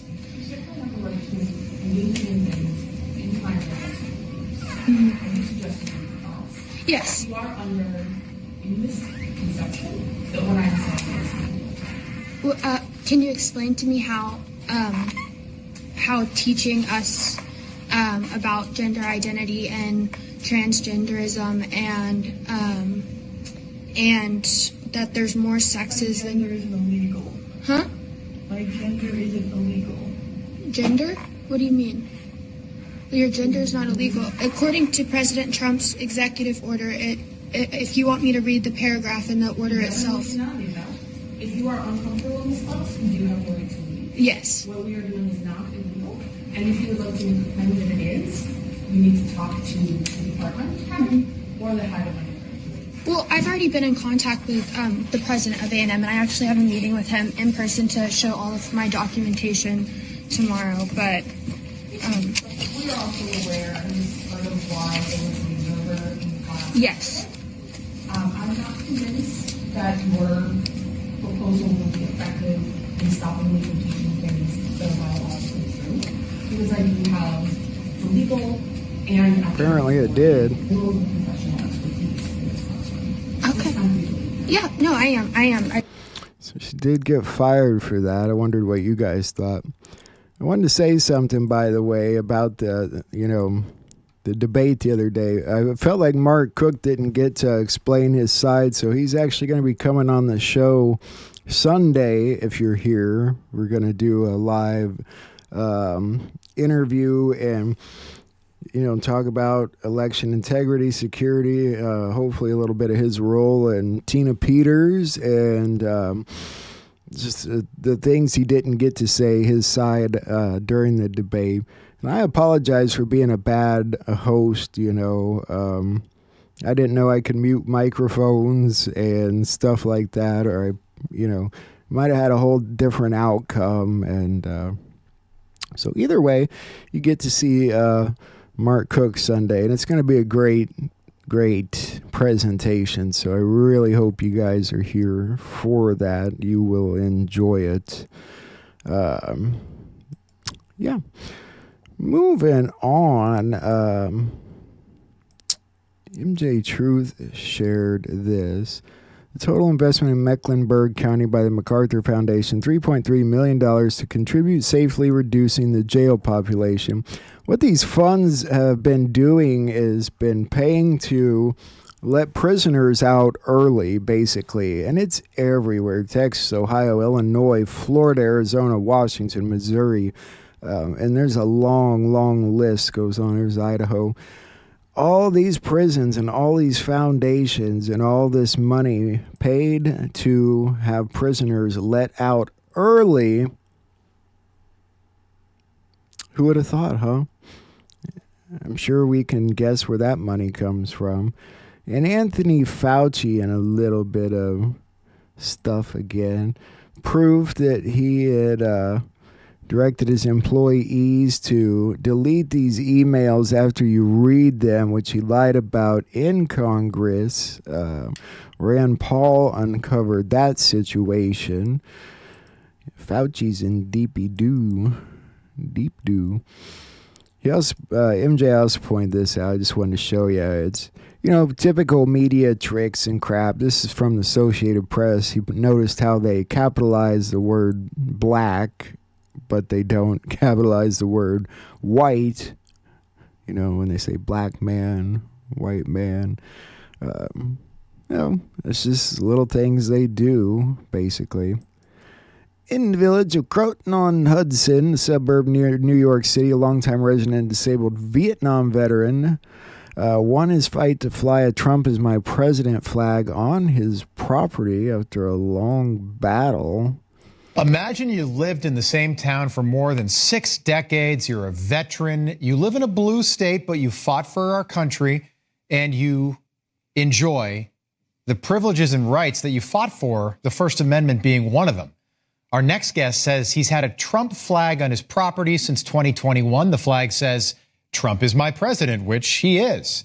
But he's been ordered to take that flag down by the Democrat mayor of a town called Croton-on-Hudson in New York because the flag does not follow the village's content-neutral code, whatever that is, and that the flag has to be put on a flag pole. The flag currently hangs between 2 trees on this gentleman's property. And joining us now for more, the resident behind all of this, Leonard Amicola, and his attorney, Rose Ann Schuyler. Great to have you both on. Lenny, you had this flag on a flagpole at one point before. Tell us what happened one night. Well, first of all, thanks for having us. Sure. Yeah, it was flying on a flagpole, and I woke up one morning, and the flagpole was gone, along with a nasty note, which I really don't recall what the note said, but I was turned over to the police department. Okay, I don't mean to laugh, but that's how ridiculous we've gotten in this country, Roseanne. Lenny has pled not guilty, as he should. He was served with a notice violation. Have you guys heard of any other neighborhoods doing things like this, where they have this content neutral rules about your yards and your property? Most people kind of feel like it's my property. I can do whatever the hell I want to do on it. And so this guy's a veteran, for crying out loud. So just wanted to show you that story. Of course, this was the Delta for today. The buckle up, buttercups. It's about to get bumpy. We, the people all over the world, we are witnessing the worldwide revolution. Nepal Prime Minister resigned today after the people made their voices heard. France demands Macron to resign. Yeah, there's good things happening. I was looking at this post again, thinking of the Wano Savant stuff we're going to look at, where Cash Patel says having a beer with at Q right now, and you see the plaid shirt elbow thing there. I swear there was that episode with Nino or Juan had his plaid shirt elbow sticking out, and that was all you could see. I don't know how I missed this either with the 322 on the cards. You know, I totally missed that. I must have been blind. Of course, the skull and bones stuff, 9/11 stuff. Interesting. Muslims in France are threatening to burn down the Notre Dame Cathedral unless French authorities release Ibrahim al-Asawi, a Muslim migrant who killed 3 French citizens by stabbing them inside of a church. France is really badly erupting into mass protests right now. نطالب الحكومة الفرنسية بإطلاق سراح أخينا إبراهيم العيساوي. إذا لم يتم إطلاق سراحه فإن غضب الله سيحل على شعبكم هنا في فرنسا. ستحرق كنائسكم القذرة بإذن الله.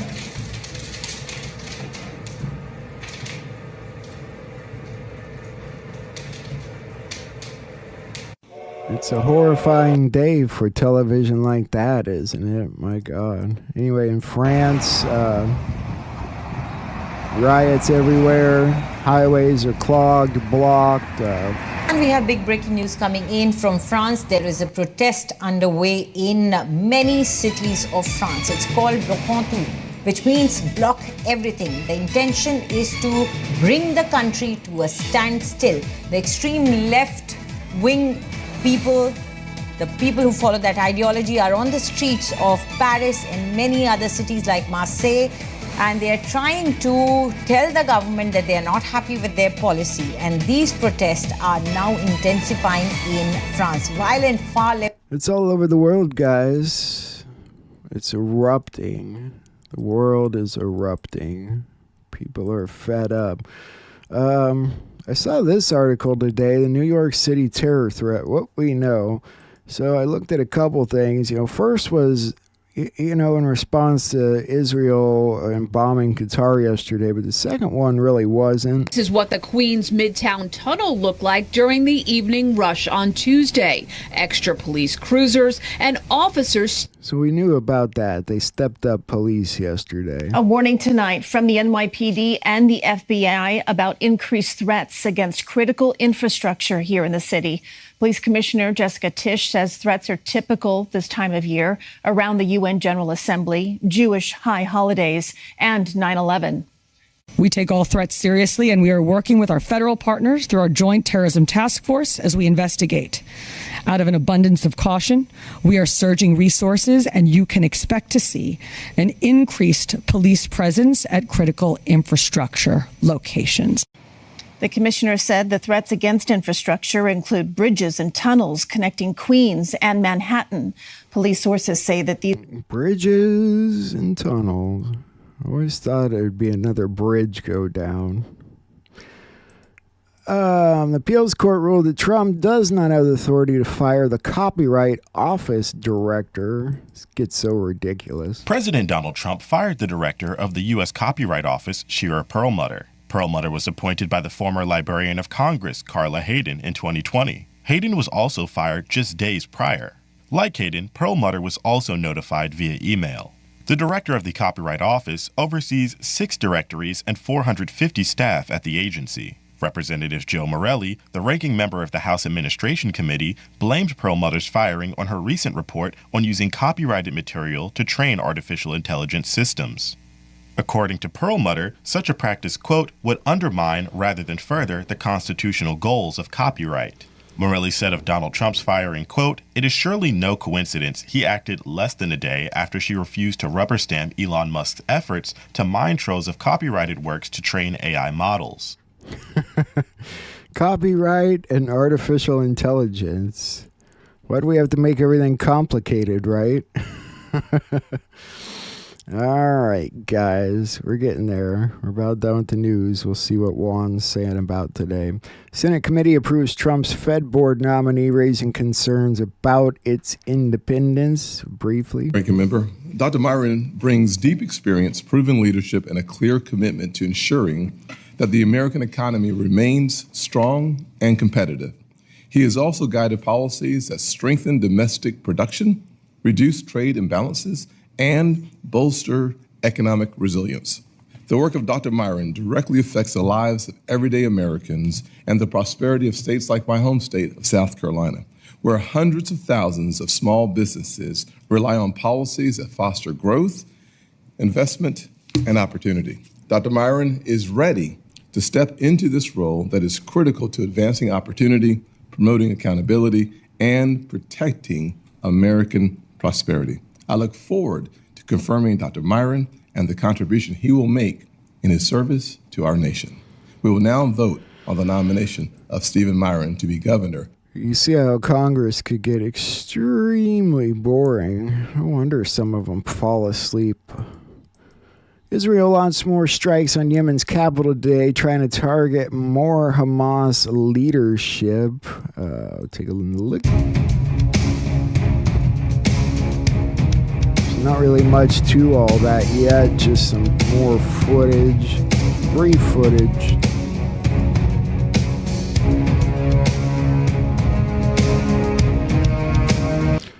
So you get the picture there. Nationwide raids taking place on Chinese vaping products that include formaldehyde.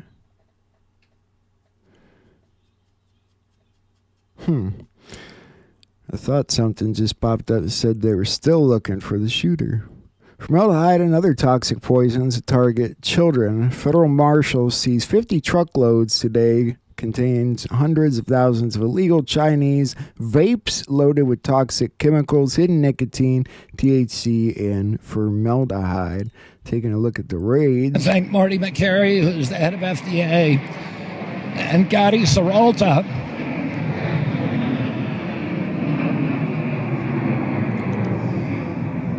And Gadi Saralta at the U.S. Marshals, and U.S. Attorney Boudreaux, and all the people at ATF, at the Marshals Service, at FDA, who participated in this raid. During the Biden administration slow-walked approvals of U.S.-made vapes. Those companies were behaving responsibly. They were sharing consumer information. They were putting appropriate labels. They weren't using bubble gum and candy-coated flavors and these vivid colors to attract kids. And they were including chips in all their products to deter young people from using them. Because of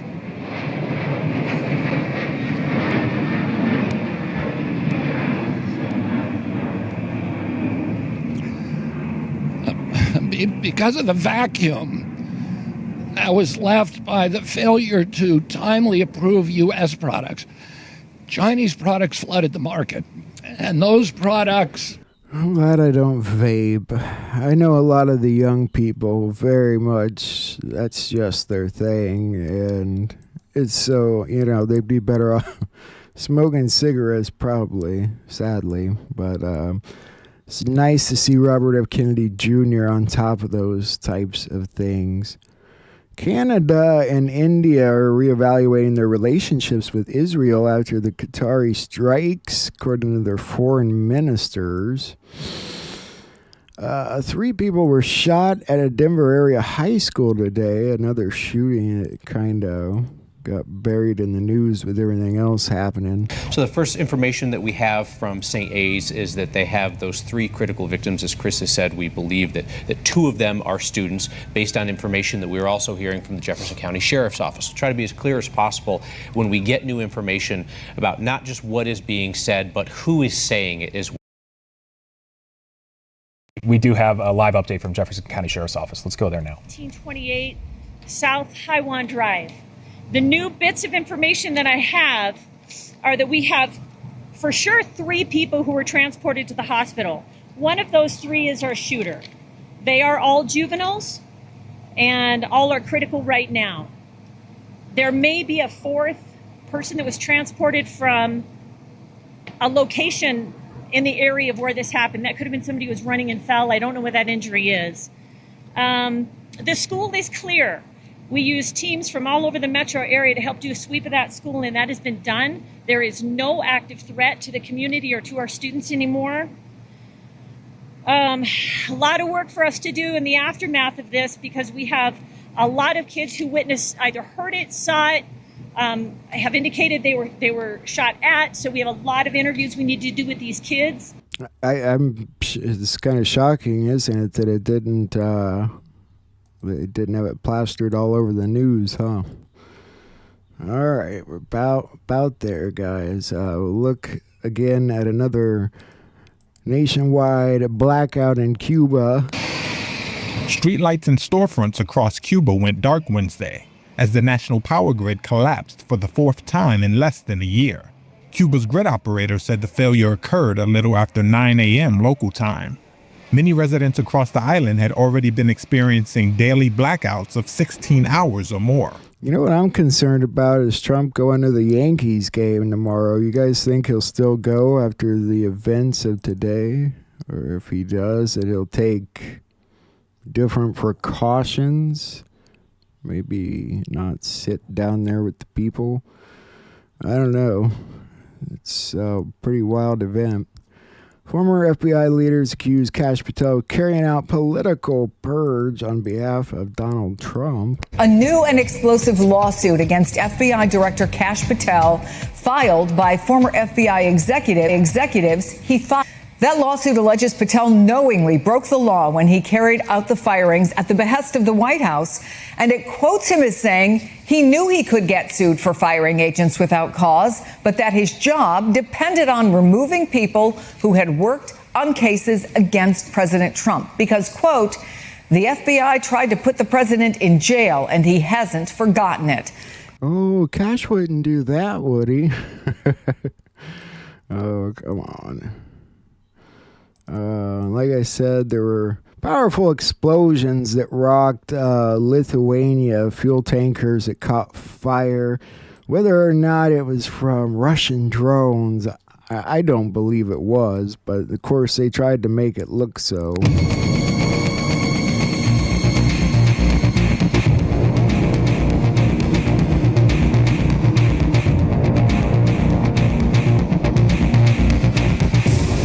And of course, Lithuania is right there near Poland and trying to make it look like Russia's just going haywire. What sense would it make for Russia to start attacking all these countries outside of the Donbass region? It makes no sense whatsoever. Teachers are suing over Trump's immigration crackdown, saying that children are staying home and afraid to go to school. This, I think, started about 2 weeks ago with the D.C. stuff. Well, the U.S. Supreme Court has given the Trump administration clearance to move forward with roving immigration crackdowns. That includes in Chicago, where the government is launching Operation Midway Blitz to round up suspected illegal immigrants. Natalie Brand reports from the White House. One day into a new immigration enforcement operation in Chicago, the Trump administration says it's targeting public safety and national security threats. We're not out sweeping neighborhoods. We're not out looking for non-criminals. Now, if we run into a non-criminal during these operations, they're absolutely going to be taken in custody. Operation Midway Blitz in Illinois comes as the Supreme Court has temporarily removed limits on what critics call aggressive, unconstitutional immigration roundups based on factors, including a person's apparent ethnicity. Yeah, well, they've been making some arrests already in Chicago. I seen something else really horrible today on Law and Crime about Decatur, Illinois. It was a teacher that got arrested for sleeping with an 11-year-old student. She's got to be mentally ill or something. I don't even have words for that kind of shit. The Texas police issued a shelter-in-place earlier when there was a gunman at large near the park in Austin after shooting a police officer. Did you lose me for a second? He's supposed to be in custody now. All right, as we begin the 9 a.m. hour here on Daybreak Plus, I'm Brian Mays. We're continuing to follow that breaking news we've been bringing you all morning long. An Austin police officer was shot early this morning, just after 4 o'clock. The search for the shooter lasted more than 4 hours, but we're now told that Austin police does have someone in custody. We're expecting to learn more about that person and the circumstances surrounding this morning's activities coming up in just about an hour from now. At least they caught the guy. 4 hours it took them. I want to make sure they caught the other guy. Ted Cruz issues a warning over Christians being targeted and executed, though, of course, can't find anything on that story. All right, that is our news. Let me double check real quick, make sure there's nothing new on this shooter incident with Charlie Kirk. I'm pretty sure they've got the guy in custody. I can't bring it up. All right, well, let's turn to Juan and we'll see what he had to say. I'll bring this up. Let's skip forward. 1, 2, 3, 4. I told you so.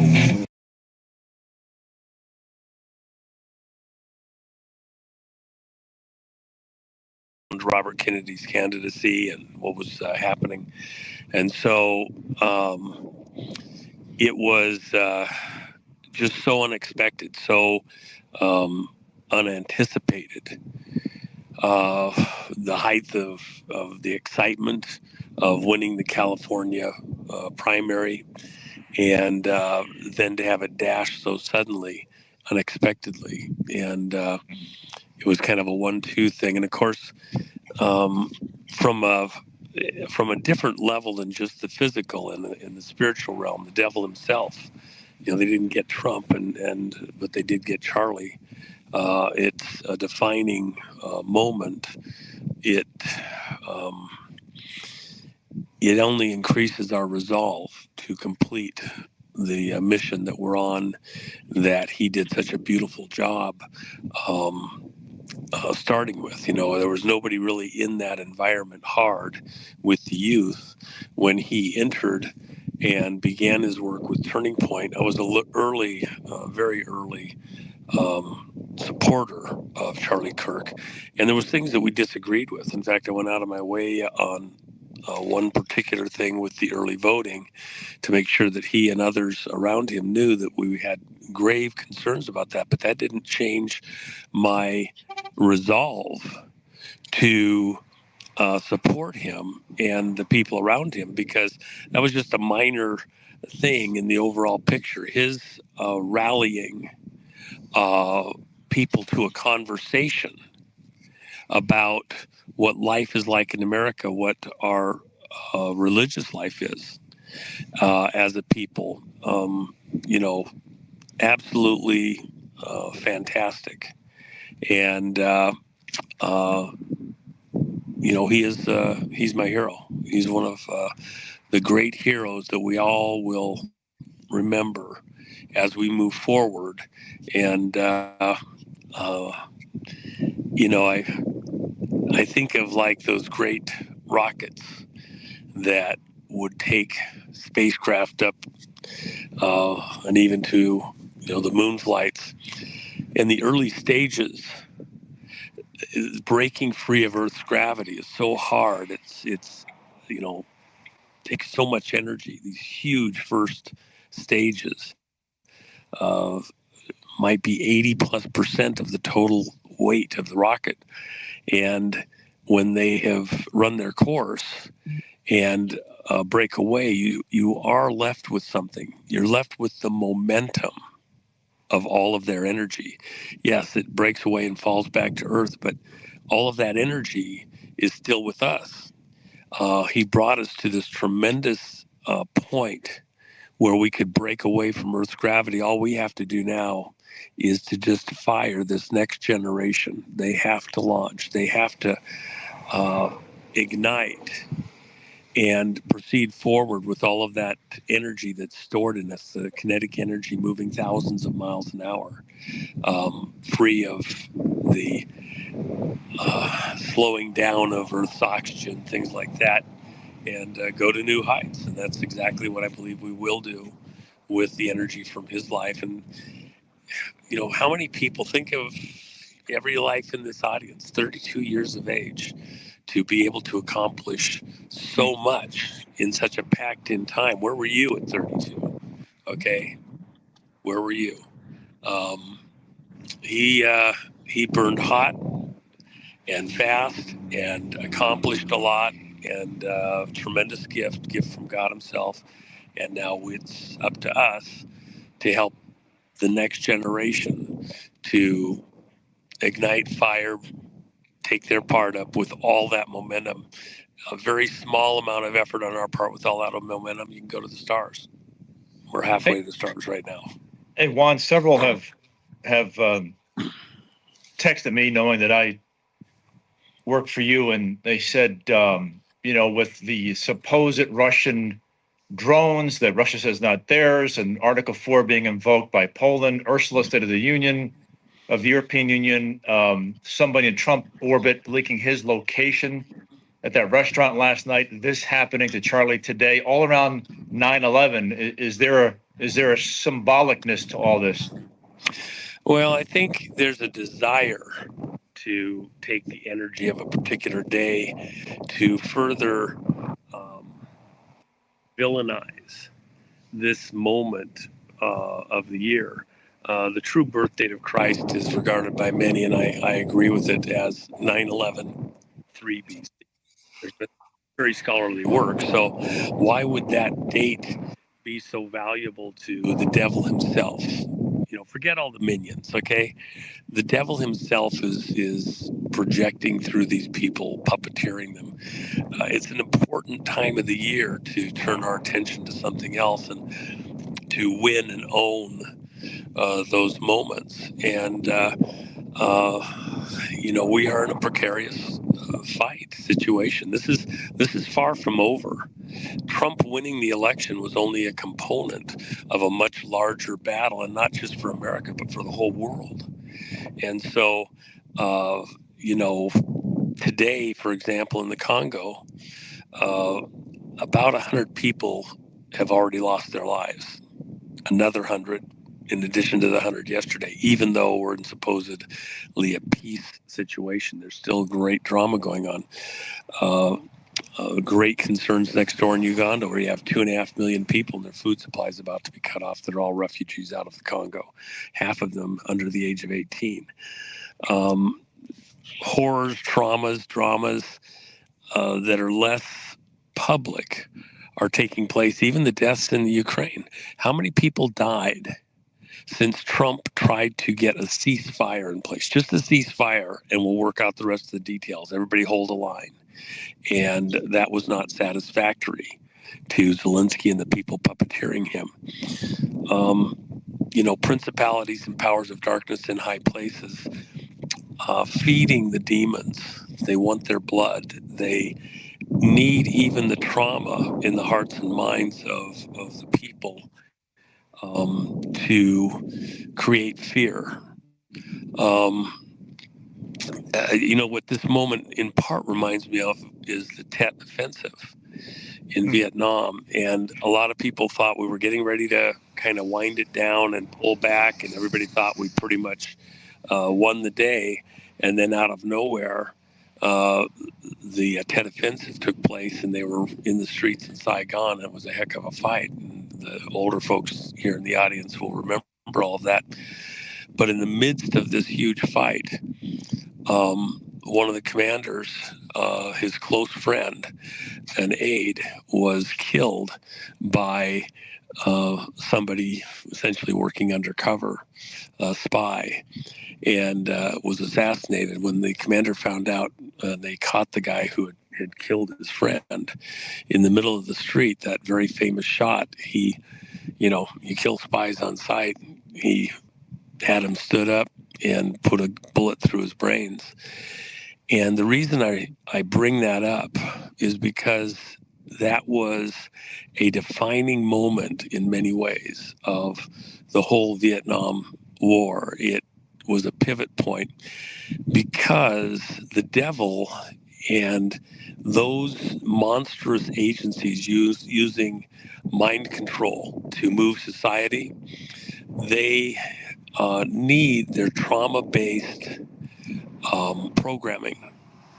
And so an event like this, where it's so widely visible, part of the terrorism is to capture the minds with that moment that so defines everything that's taken place, like what happened in 9/11, that all of your thoughts from that point forward, all of your actions are somehow skewed, turned by that event.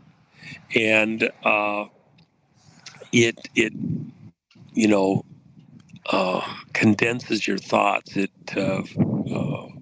rallies your thoughts.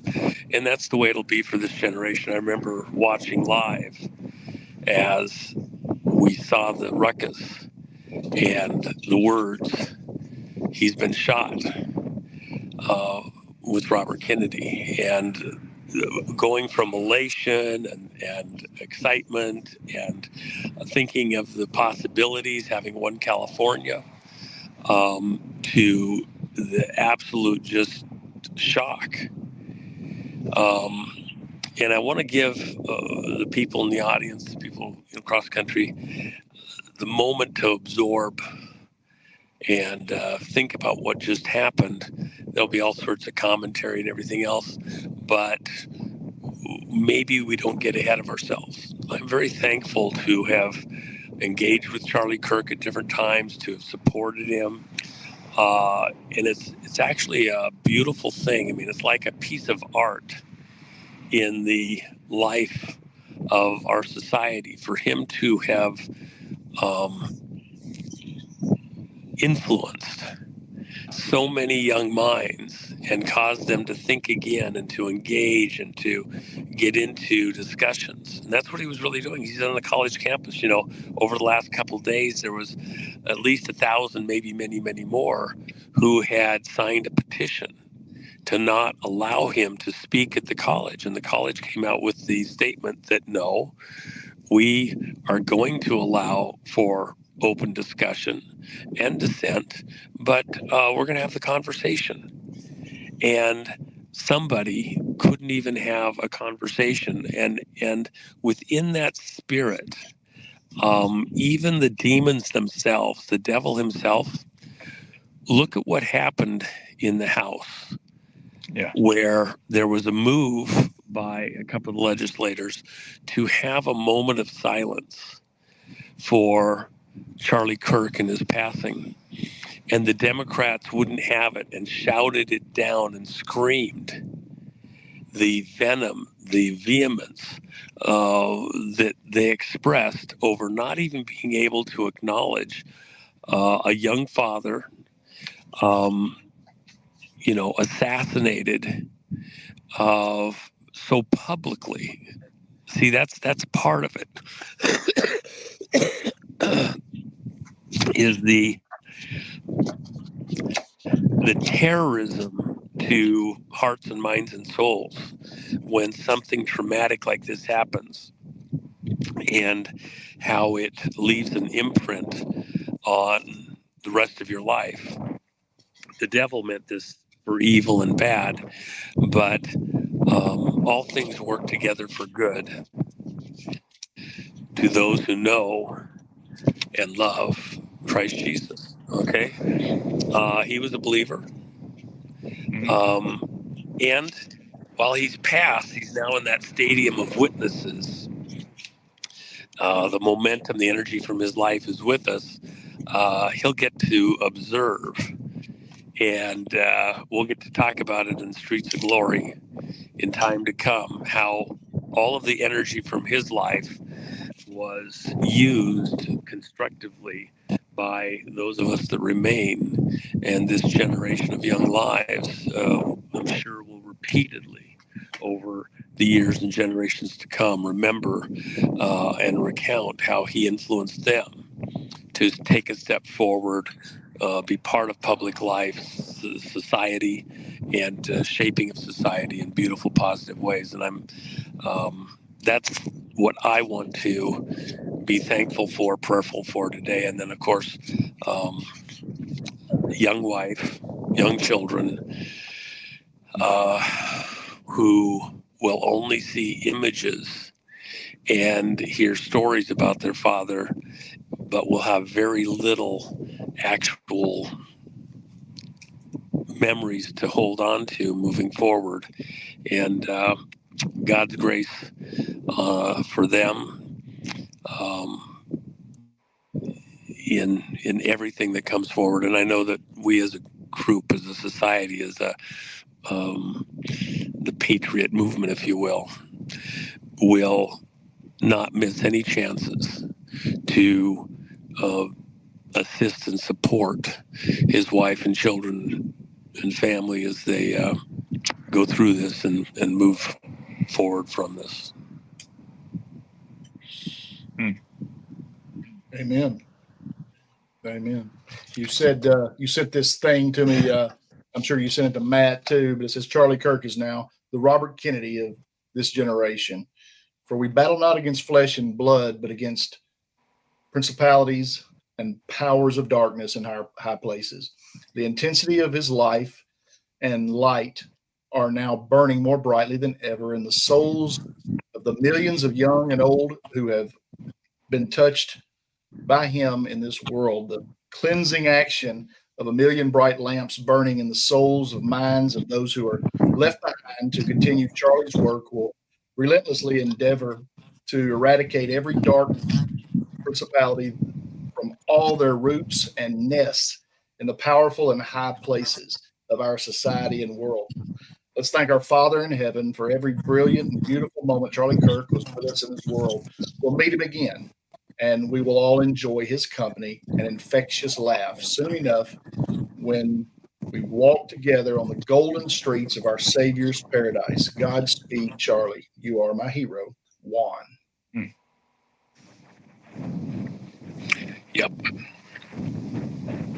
Juan, that's knowing you and seeing a lot behind the scenes, I know that is in Juan, as you know, and that's genuinely from Juan's heart.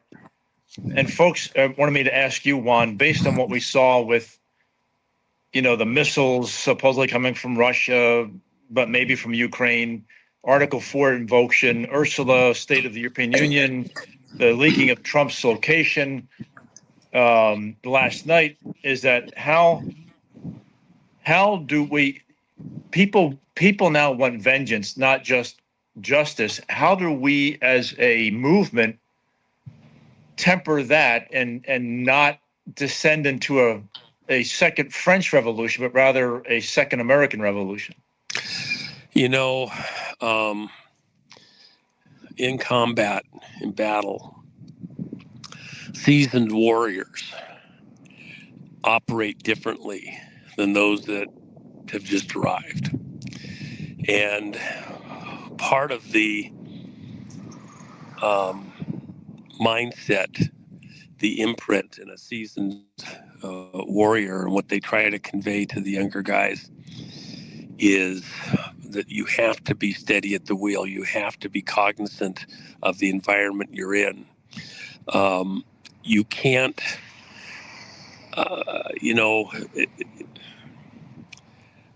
I hesitate to say it, but I think it's an important visual.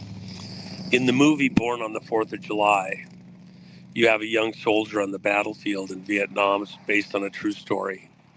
And his friend's head got shot off by a sniper. And he was so enraged that he jumped up and just started spraying the tree line, fully automatic in his M16. And a moment later, the sniper shot him. And he was alive, but paralyzed. It took other people to be able to come get him, take him out, get him out of danger's way, and take him home, take him to where he was healed up, and he was unfortunately in a wheelchair the rest of his life. even he would tell you that the emotion of the moment, he threw away wisdom, clarity. He did something rash that, in fact, not only damaged the rest of his life, but endangered the people around him beyond just his friend. It was a horrible thing what happened to his friend. He is the one that allowed emotion to cause him to do something wrong. In combat, you can have horrible things happen. You still have to keep your wits about you. If you lose your sense of surroundings, your wits in the middle of the combat, you too can become a victim unnecessarily. There's a saying in the Marines, Matt, you know it. The only good Marine is a live Marine. You do things to stay in the fight, and you don't do stupid things at a critical moment. You have to work your way through, think your way through, keep your wits about you, because one foolish move, one unthought move, and you can be taken out or put others around you in great danger. You've got to work the problem. You hear test pilots when an aircraft that they're testing is going through some monstrous failure. The reason they get to become test pilots at all in the first place is because they can still keep working the problem, thinking their way through, gathering further information for the next guy in case they don't make it, and by keeping processing, working the problem, they have a better chance of making it. If they just throw their hands up and cry and scream, well, they're definitely not going to make it. So, and there's no guarantees here. Look, I've said there's a near-death experience ahead for America, and I believe that's still out there. In fact, when it was looking like we might get this situation in Ukraine with Russia, calmed down, now it's only doubling down, and the threats are getting greater and greater. I've said all along it's going to be like the Cuban Missile Crisis. And Lavrov repeated my words. He's in the camp where we communicated with other people. Even today, I'll tell you that I know of communications out of Russia that were completely unexpected, with whistleblower information coming in related to our situation with Russia. It's a very sensitive situation. I was actually pretty shocked that this reaching out, I was one of the first people called because of some of my history. But the point is, we're in a perilous moment, and we need to prayerfully consider every next move, even our conversations with the people around us. If we sound like, Chicken Little and the sky is falling, it's the end, I think it does a disservice to such a great warrior as Charlie Kirk. Think of all the vitriol, the thousands of people that didn't want to let him speak at the university and other places he's been. He knows he's going into a contentious environment, and yet he's willing to have a conversation and answer questions. And he wanted to especially speak to folks who did not agree with him. He said, if you disagree with me, come to the front. Exactly. Okay. And that's what the devil and his crew cannot allow. They can't even allow the beginning of the discussion. I was just on the phone with Nino a few minutes ago, and he was asking what's going to happen next and how's this going to pivot and it's going to change the world and it's a defining thing and all of that. And what I had to say to him, I said,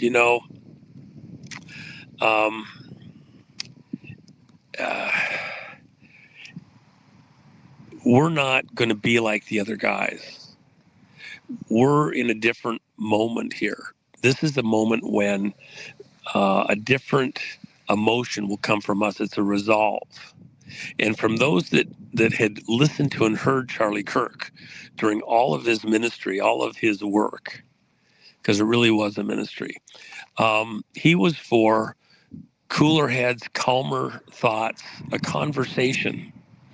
Come, let us reason together. That's what he was doing. Come, let us reason together. If you disagree, let's talk it out. You see, the devil wants us to live in his hell, even here on this, in this world, in this earth. But what is hell? Hell is a place where reason doesn't exist. There is no reason. With the death and resurrection of Christ, all who want to be saved, to be reconciled with God our Father in heaven, can be. The scripture says God desires that none should perish, that all would have eternal life.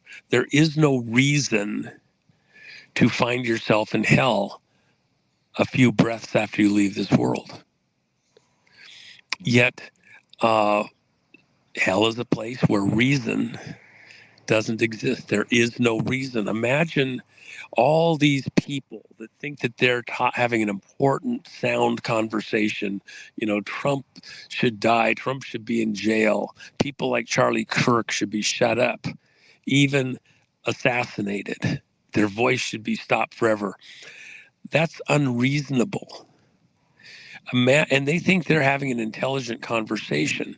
What the problem for them is when they reach hell and they're trying to reason their way through it, there will be no sanity. There will be no reason. There will be no clarity in hell. They will be in a place forever crying out to God, and God doesn't hear them. To, you know, let me out. I did this. I was doing that. I didn't understand.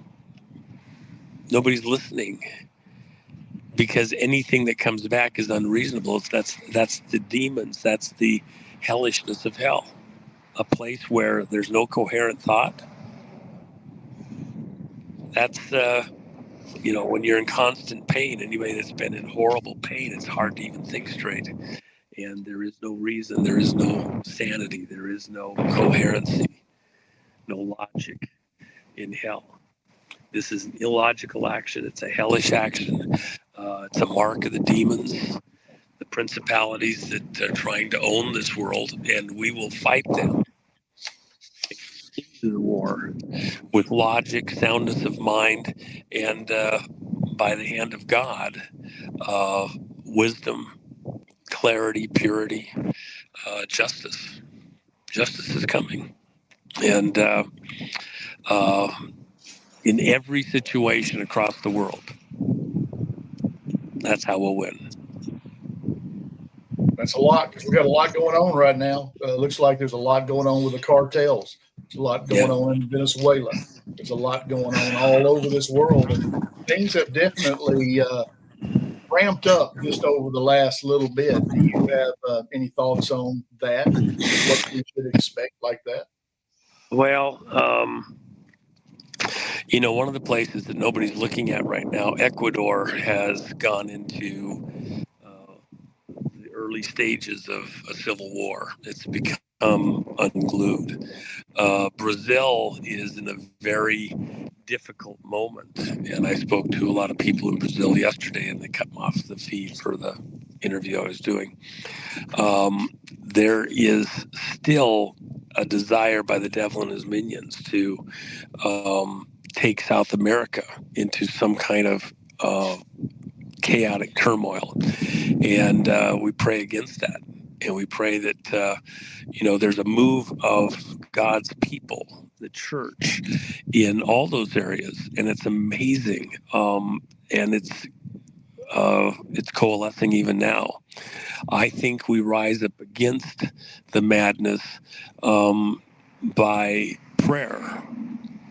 Prayer changes things, and by aligning ourselves with the mind of God, truth, justice, and asking for divine intervention where the madmen would like to prevail. You know, the one thing I think we'll probably find out about this shooter is going to be very similar to a number of these guerrilla type attacks that have occurred over the years, but probably will increase now. And that is the Aurora shooter, under the care of a psychiatrist that's arguably been in the employ of CIA. The Baltimore shooter, remember several years ago when he goes in with the shotgun and he has all sorts of inscriptions on the gun, and he says that he's being talked to in his brain by people harassing him out of the government. Well, direct to brain communications with various devices is a very real thing. It's not sci-fi. It's been around for quite a long time. And we have other people who have acted similarly, and there appears to be mind control, manipulation that's taken place with them to do what they've done. And in fact, I was in a conversation just recently with somebody who had a direct relationship with somebody who was going through a transgender thing. And they said that they kept getting talked to in their mind, and they had a particular background that was military. And the conclusion of the counselor was that, in fact, somebody was working this person who was not vulnerable, but was weakened over time with an injury and had drugs and hospitalization, and they broke him. And some type of mind control operation that they were a victim of. It may be more prevalent than makes sense to us or we understand, but I think there's a much more active, expansive operation to drill holes in our society through various types of mind control, both of individuals and then us as a society. This event, done this way, even if you only ascribe it to the devil himself, is part of a broader theme to bring mind control to the masses, how we see the world, how we engage with the world around us, the people around us, our levels of trust. Even as influencers, you know, Matt, I had a beautiful series of meetings over the weekend and last week with folks out in Washington, D.C., and we had a pretty nice conclave there with a couple dozen folks. And one of the people who everybody in this audience is probably very familiar with, he and I had a chance to spend quite a bit of time privately working on some projects that we needed to review together. And at one point, the conversation had gone to vulnerability in public situations. And he said, you know, I've been pretty bold and didn't really care, but my wife's gotten more concerned just recently, and we've decided to cut back on that. We just think that's something God's kind of imprinted on us for the moment, that we're going to throttle back a little bit. And I would have to say that I got similar kinds of input from a number of people around me, and you know that, Matt, even over the last few weeks, because of exactly what just happened here today. The idea. Juan, if I could, what did I share with you? You know the other dreams I've shared, and I've had literally 4 of those in my life that seem real. And the last one I had, the one before that dealt with you, which was weird because it was only things that you would know that I had no clue about. And the second one I had was I was being picked up by some dark force. It was in some hotel room, shoved against a mirror. And this thing was raging because it wanted you, and it was trying to find you through me, and it threw me back. And I called you the next day and let you know something evil was looking for you. Well, and take part. The only thing I would add to that, Matt, and to everyone out here, it's just like what Trump says. They're not after me, they're after you. I'm just in the way. Really, everyone here in this audience, you've all been holding a particular standard. You're all in this fight. Some may stand out more glaringly at different times, but we're all under attack. And then the people around us, the loved ones around us, you know, if we're a husband head of a household, a single mom with kids. You're heading the household if you get down to it. An older brother to siblings. You're a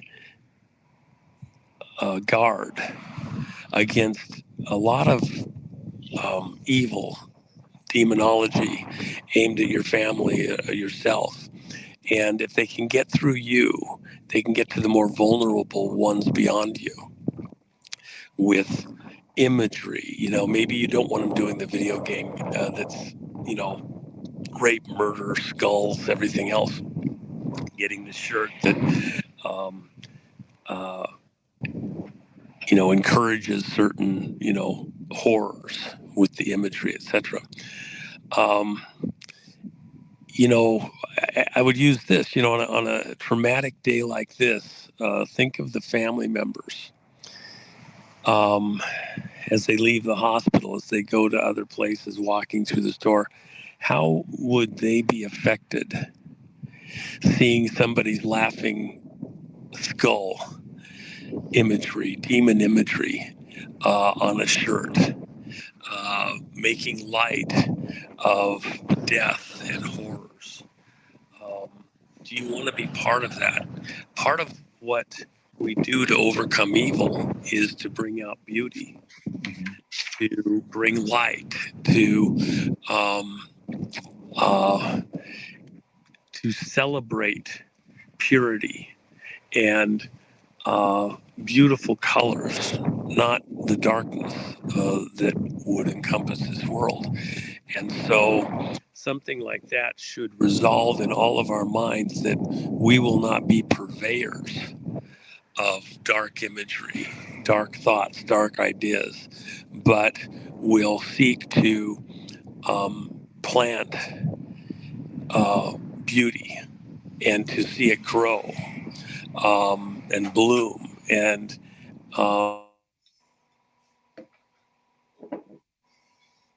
probably got a phone call. Yeah, sure.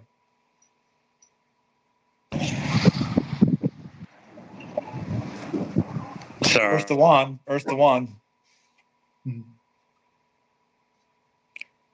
I'm sure he did.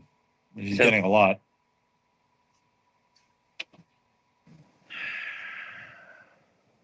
We can hear you, Juan. Yeah, sorry about that. I had an incoming call. I had to send it to outer space, so No problem. But I would hope that that's what people would focus on today. Instead of focusing on retribution, revenge, God's justice is on its way. We will see justice served, and it won't just be in our lifetime, it'll be in near time. And a process of doing that, we're not doing lynchings. We're seeing justice. They'll get their day in court. They'll get to be heard, even at the great white throne judgment before God. Your whole life is shown before you. And, you get a chance to make an account of yourself. But then the judgment. I believe Charlie is a believer,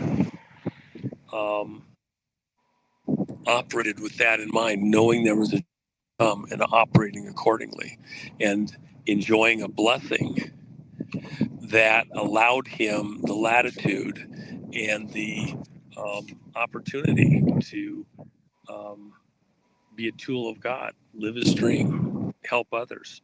And, maybe now we know why it was so important for him to be able to operate so intensely. Those of us remaining, I think we'll all work with a greater resolve, understanding the reality of the threats, but we're not stopping. We will power forward, and our ranks won't get smaller, they'll get larger. That's where this is going. Amen. What are your thoughts on this new deal with Tucker Carlson coming out about, I don't know, it's a 3 or 5 point series or something that is talking about 9/11. Have you dove into that? Well, that's a really, really, really important thing. Kurt Weldon did an interview with Tucker several months back, and Kurt Weldon was a 20-year congressman who got an October surprise 3 weeks to the election. People in the FBI tied into the Bush administration and later the Obama administration. They did a little sneak surprise, arrested or went to his daughter's house and literally took very famously with the media there as though it was coming for Congressman Weldon, who, by the way, had been to Russia at Putin's personal request as a guest of Putin, and then was shown their nuclear stockpile. And then the generals told him that they were missing not 10, not 20, not 100, 200 of what they describe as demolition nuclear devices. That's their terminology for a small tactical nuke, what we might commonly refer to as a suitcase nuke. That in going through their inventory after the collapse of the Soviet Union, they were unable to locate 200 of these small tactical demolition nukes, and that it was their conclusion that during the Gorbachev administration, during the Cold War under Reagan, that those nukes had been conveyed to Iran, to the mullahs. They would have been timing out on their ability to be used on the triggers because there's certain maintenance that has to be done in order to keep them functional. But it would give you fissile material, and if you could, reconstruct, upgrade those triggers, then they would be usable.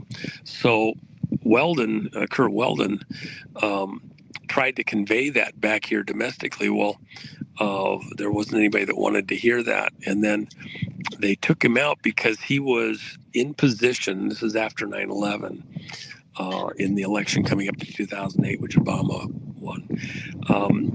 In that election period, just 3 weeks to go, he was the clear winner. His colleagues in Congress and a number of people decided that they were going to vote for him as the Chairman of the House Armed Services Chairman Committee. of the House Oversight. Yeah, Armed Services Committee, which is a very, very, very, very powerful position, probably arguably the most powerful position in Congress. And the threat of him getting into that position was monstrous because he would then be able to have subpoena power. He could force depositions looking into 9/11. Well, why would that be a big deal to him? Because he was a fire chief before he became a congressman. And all the information, all the stories about 9/11 and what actually happened on that day just don't pass scrutiny at any level, especially Building 7, for example. And so Congressman Weldon was going to have those hearings come hell or high water. Well, that was a bridge too far for certain people. They had to do whatever they had available to them to take him out, and they did with this raid on his daughter's house, just trying to destroy his reputation, etc. It was all baseless. In fact, after he lost his election, they brought everything back to the daughter's house. Not one box that had been taken into custody was ever opened. There was never any charges. It did what they wanted to do, keep him from getting into office. And then as a result of all that, he's been in the background fighting to get to 9/11 truth, 9/11 justice. And his big right now, this moment, is that, and I totally 1000% agree with him, we need a presidential commission to look at 9/11. No other authority has the reach to go in and look at the military-grade weapons that were used in that event and preparations. Additionally, 9/11 isn't just enough. We need the Presidential Commission to also have authority to look at Maui with the Lahaina fires, the Paradise and Palisades fires in California, and about 100 other incidents that have occurred around the globe that are clearly energy weapons, military grade. No civilian FBI or anything like that, or even congressional committee will have the authority to go in and look at where our weapons are at, who had authority to have access to them or even use them, on what basis. And by the way, there's no question this isn't Russia and it's not China. So we're going to have to, at some point, get to the bottom of what's been going on with these military energy, directed energy weapons. And only President Trump, Commander-in-Chief Trump, will have ultimately the authority needed to go into those dark places and get to the truth of it. And let me add this. I believe we're going to, before it's all over with, have to once again do what was done, now 50 years ago, almost, with the church committee hearings. We're going to have to go in and find out what's going on at these three-letter agencies, because the mind control weapons and other things that are still being used by three-letter agencies against American citizens and around the world, that has got to be addressed. And it would not surprise me in the slightest to find a connection once again with whoever did this with Charlie Kirk to some broader mind control operation. The Aurora shootings, the Baltimore shipyard stuff, and many other incidents around the country that have occurred, including, by the way, even the October 1 Vegas shooting. That is not in any way, shape, or form what was conveyed to the public. It's something else far more sinister, and three-letter agencies have their fingers all over that. And, I know of late Juan Roger Stone, who is working with some of our colleagues to help reveal high-level bipartisan fraud in the Silver State. He's of late going after Lombardo and telling Kash, hey, maybe you should look at Lombardo. Ask him to ask questions, answer questions about 1 October. Well, there is a in the western states of political criminality that I believe will not survive the scrutiny that's already on its way. And we should not be surprised. But there is a theme of justice is coming, and that's why we're in these rarefied moments. The devil and his minions, the powers behind the throne, the puppeteers that remain behind in the shadows, and the shadow government itself, SES. Their day is coming, because their actions will be brought to light, and their coordination in all these things. And it is a fight. It is a battle. It is. If you don't think it's scary, then you're not really understanding the magnitude of the monsters that we're fighting with. And, as I was mentioning a moment ago, this person who I got to spend some private time with, I don't think any of us, including Charlie Kirk, were or are unaware of the fragility of the moments that we're in, or our own well-being, but for the hand of God, just like with President Trump. And so my prayer is that every demon be bound, that those dark forces be brought into the light, and that God's will be done for America and its people, its patriots.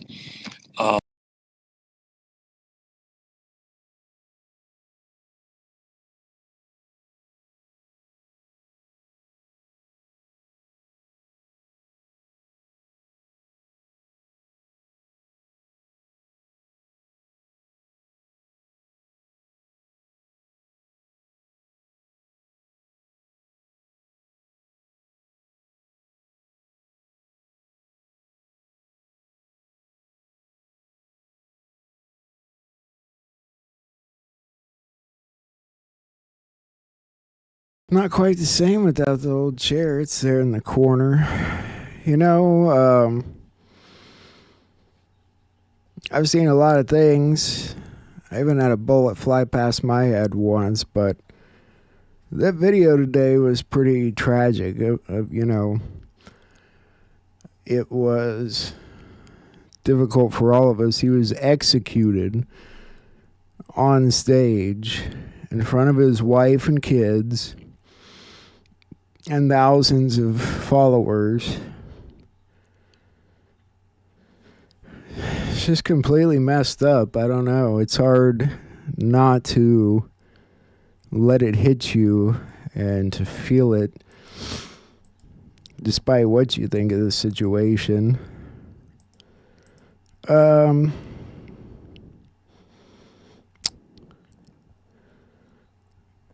know, there was some more Juan from last night, but I really feel like it doesn't make sense now. I kind of want to go back to the beginning here. We started out as The Called, and that was what we first talked about on this channel, being The Called. And well, I want to watch The Called with you guys because it's been a long time. So if you're interested, sit back and enjoy it with us. If not, if you've seen it before, don't feel like watching it, I understand. We're going to enjoy it.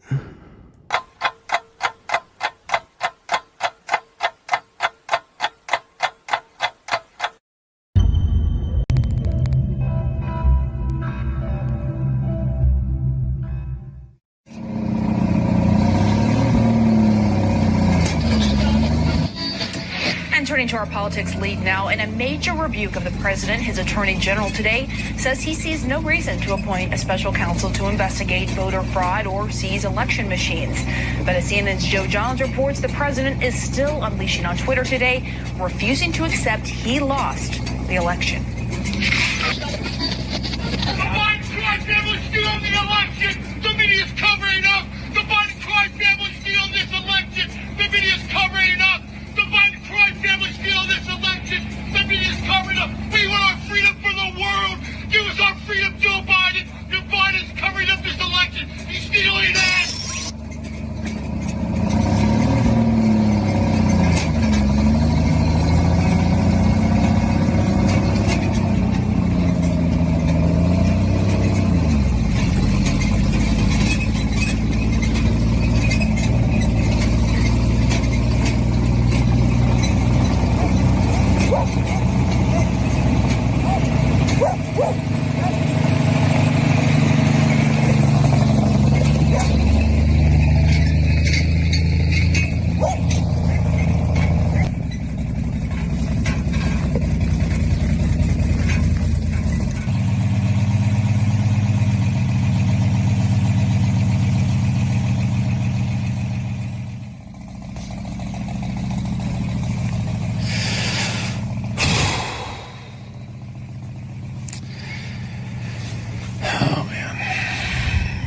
All right. Got to do something.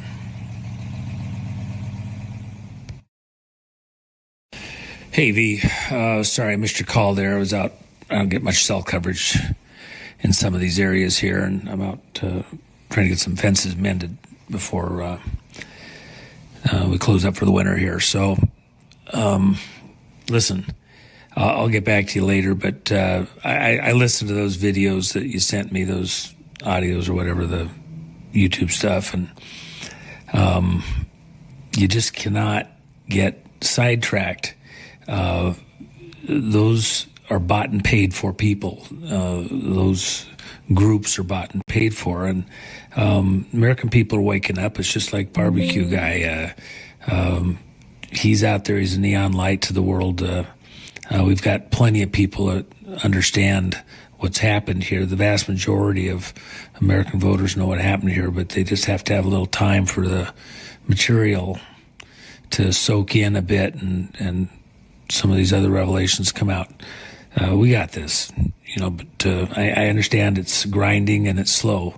You can't lose your way on this. Just take some deep breaths and, daylight's coming, dark to light. And speaking of which, I only got a few more minutes here before dusk. Let me get back to you a little bit later, when I'm thinking about this, what to do, but we'll talk later. All right. Bye.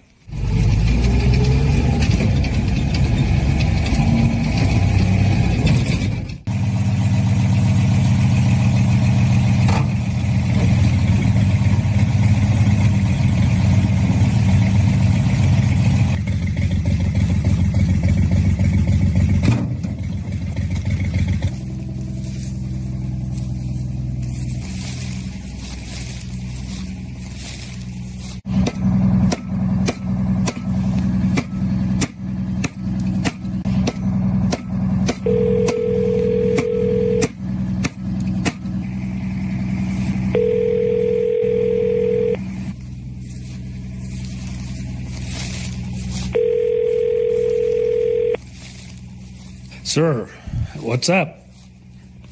Good, glad to hear from you. What's going on? I think we saw this coming a very, very long time ago, and of course I've talked about this perfect day we need, and of course you got yours.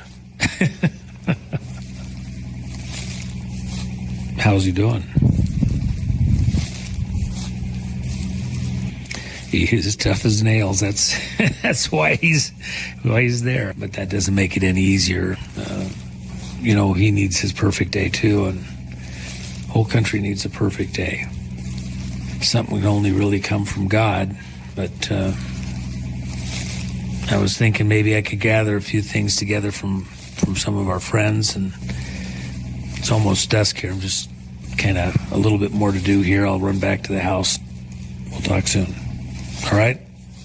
Yes, sir. Thank you. All right. Goodbye.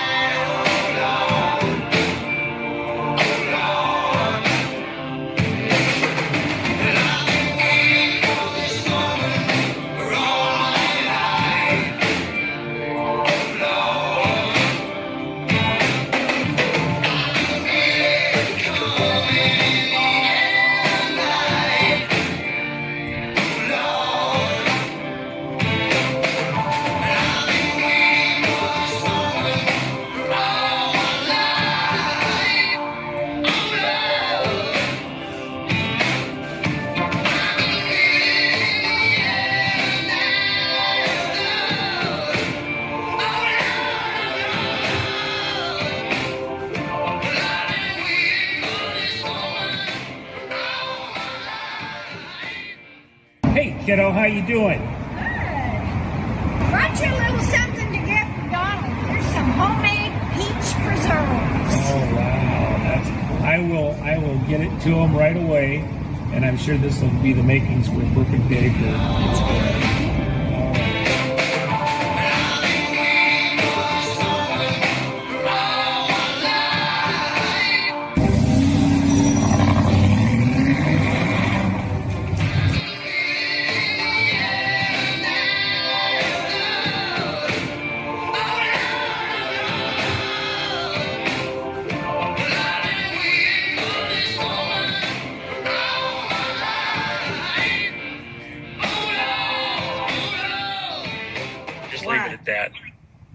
We'll just leave it at what? At what? It's real, and there's more to come out about it. Remember, those servers that were in there, that was a CIA safe house. And those servers were designed to be used to cook elections in other countries, and they've been turned on America. All right, kiddo, that was fun to get a chance to visit with your listeners. Sorry it's a little late. Couldn't get done with the legal stuff quite as quick as I wanted to. I'll shoot you an address that you can shoot those macadamia nuts over to the president that you're roasting up, and I know he'll appreciate that you did something special just for him, and encourage him through this moment. And certainly there's, even the people closest to him are pressing him to concede, and that is not what's in the best interest of the country. He knows that. I know that. You know that. It's not an option. Failure here, not an option. So if he has a little encouragement emotionally, knowing we're back there, and then some good nutrients in those macadamia nuts, I'm sure he'll appreciate that too. I got a storm coming here. You can see by the sunset, it's just spectacular. But I got to get out ahead of it. I don't want to be in the middle of it. I'll tow it like a trailer behind me headed east. Go have some fun. So we'll talk. I gotta head out.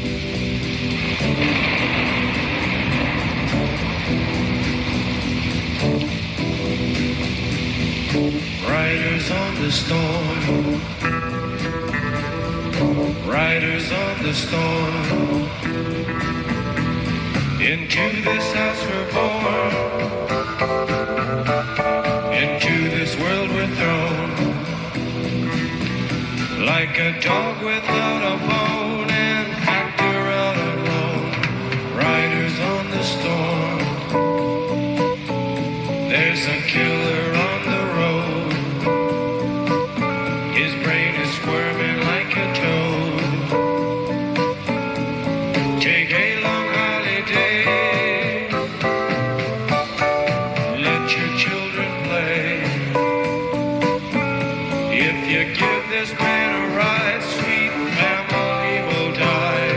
Killer on the road,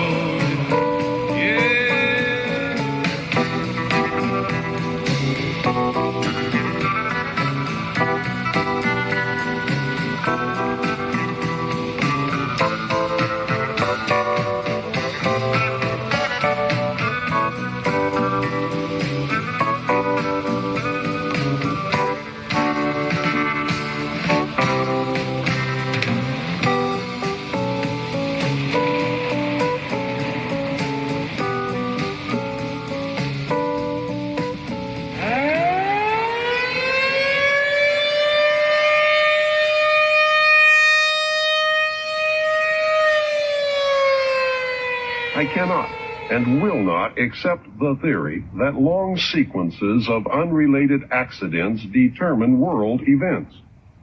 It is inconceivable that those with power and wealth would not band together with a common bond, a common interest, and a long-range plan to decide and direct the future of the world. I believe, therefore, that a grand game of chess is being played on a level that we can barely imagine, and we are the pawn. Those who have seriously studied history have probably discovered the real reason we go to war on a regularly scheduled basis. Hey. Yeah, well, you probably hear the hot rod in the background. I'm on my way driving out to D.C. myself. I was hoping to pop in on you there. How's the weather down in Florida right now? Well, I assume you're out there in your pink shorts by the pool, just enjoying life and soaking up the sun on your forced vacation. But no, I'm actually headed over to see. I've been listening to a couple of radio shows from my old buddy Bill Cooper and William Cooper, and he and I knew each other as acquaintances back in the late 80s, early 90s, and pretty iconic figure. I'm headed over to pay my respects there to him at his gravesite, and just was listening to some of his old shows, Hour of Time, and what a guy. He, well, yeah, of course. Yep.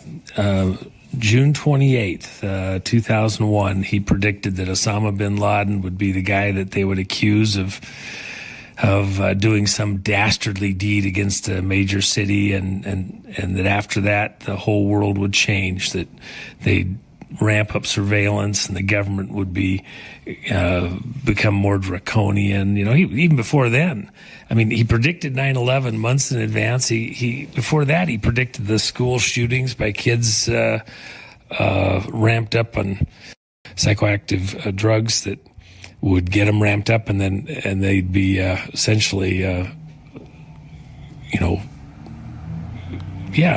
that they would do these school shootings, and then they'd use that as an excuse to go against the Second Amendment. The guy was very perceptive in that way, understood, the big picture in a lot of ways. He wasn't perfect. I knew Bill. He had clay feet, but he did understand in many ways what was going on. He was Navy intel, and I was one that talked to him about. He wasn't understanding the alien issue, that was part of a scam, and he changed his tune after our conversations back in those days. But he was a seeker of truth, like so many today, and he was my friend, and I'll miss him.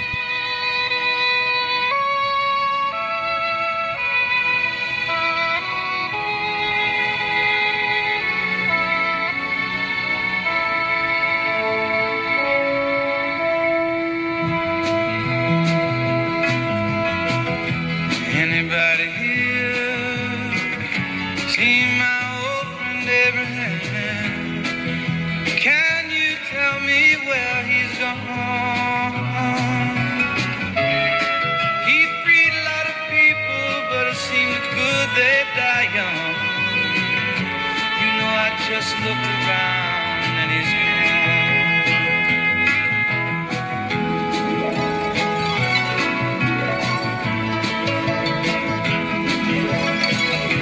Anybody here seen my old friend John?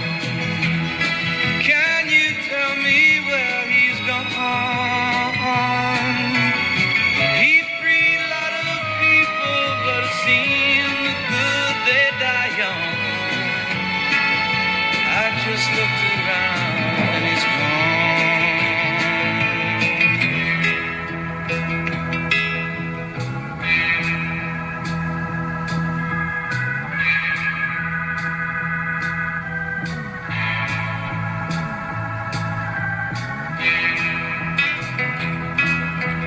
Anybody here seen my old friend Martin? Can you tell me where he's gone? He freed a lot of people, but it seemed good they die young. I just looked around and he's gone. Didn't you love the things that they stood for? Didn't they try to find some good for you and me? And we'll be free.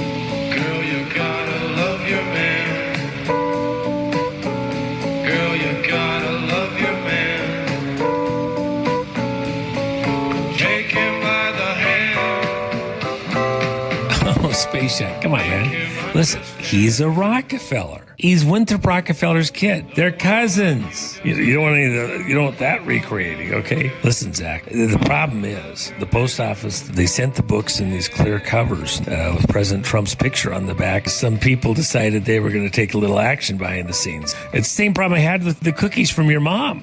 We have the newspaper clippings. They were advertising for women. They got 42,000 women volunteers across Slavic women out of northern Germany and everywhere, and they put them in submarines and sent them down to Antarctica. 1942. What do you think was going on down there when they got there? Hello, duh. Jacko. Something's going on underneath the ice, underneath the covers under the ice.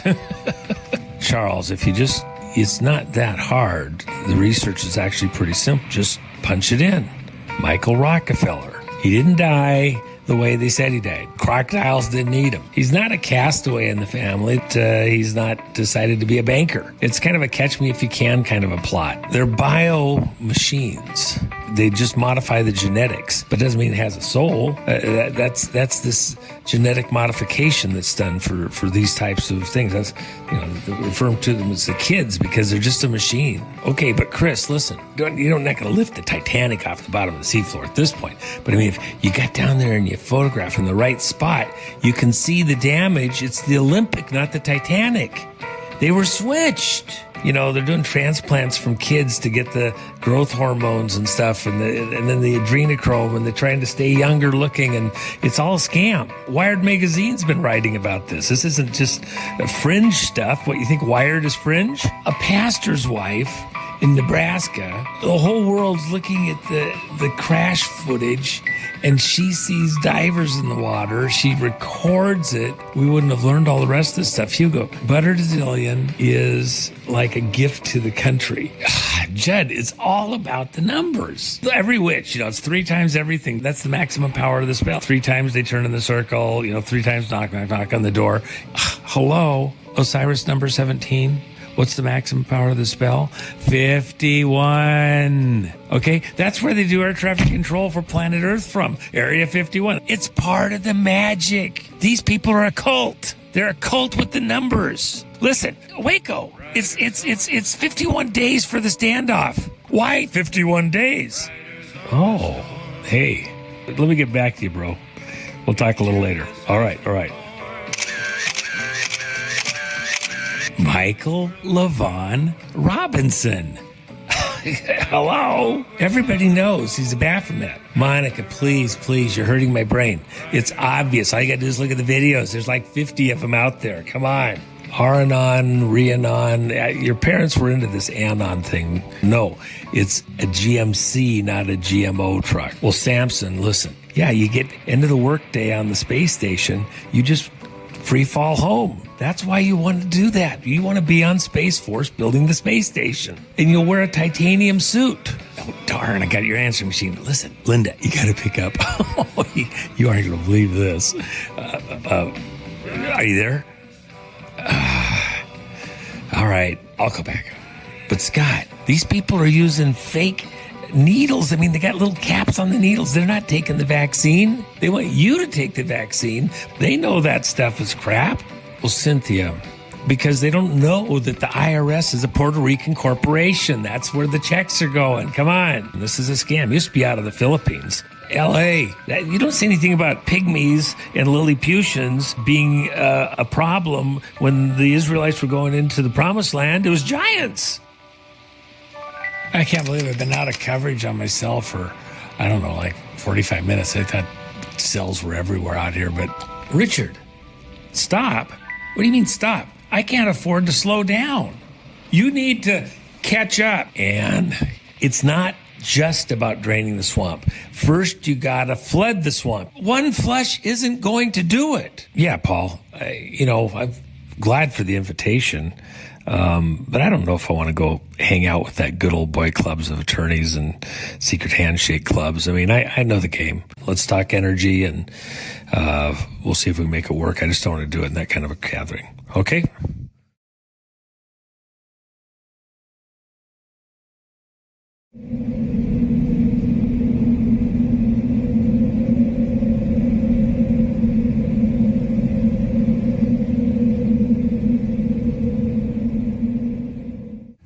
scriptures says that when people are under a curse, when they're out of step with God in heaven on the way they conduct their lives, they can lay up wealth and treasure, but it's like putting money in a bag with holes in it.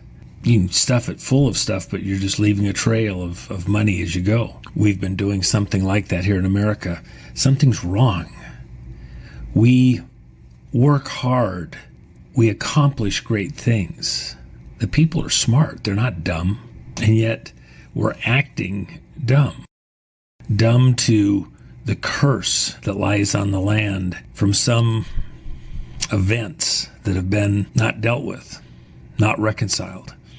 When a murder occurred in a land, until the murderer was found, until he was prosecuted, till judgment was brought to the situation, justice, the crops wouldn't do well, the rain wouldn't come, and it was widely understood, widely recognized that you had to bring justice to that situation.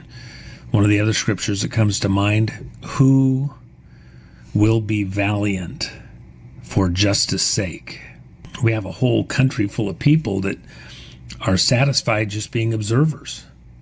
This stolen future that we have lost, all the promises, the beautiful things that we saw that we were going to enjoy and accomplish in our generation, stolen from us. I hear people all the time, oh, we went to the moon. All we've been doing ever since is going in circles, round and round and round and round. Never a straight answer about what's really going on. Big doors turn on tiny hinges. On this one event, generations have been lost. How do we break a curse? What's required? Justice.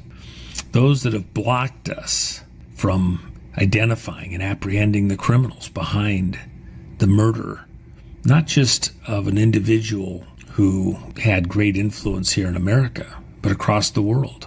The coup had been going on for a long time. The preparations, the stealing of America, the cutting of holes into the bag where we keep our wealth, that had been greatly perfected over generations, but the final dagger into the side, into the heart of America was one murder.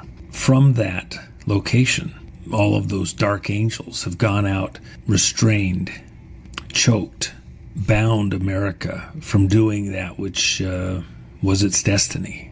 Our future was stolen from us by men artfully protecting their own interests, selling their souls, enslaving their fellow man for their own gain in this world with no thought to the next. There are many who are called to break this curse, like sentinels who've observed and now are ready to act. Those that do act right now, who step their foot forward, Abraham, everywhere that he went, it said wherever he laid the sole of his foot, that was given to him. So we go and stand, occupy, own our ground, and not give it over, not give up, not turn our head the other direction, not ignore that justice has not been done. I'm headed to D.C. I got room in the passenger seat. You can ride shotgun. Who will be valiant for justice sake?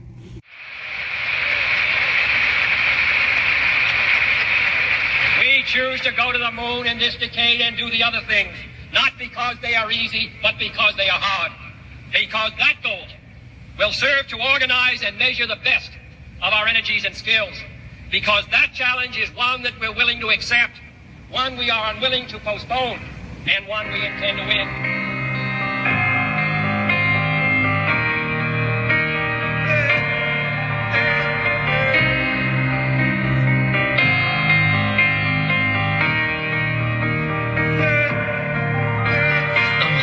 On your road, got me 10 feet off the ground, and I'm hearing what you say, but I just can't make a sound. You tell me that you need me, then you go and cut me down. But wait, you tell me that you're sorry. turn around and say that it's too late to apologize. It's too late. I said it's too late to apologize. It's too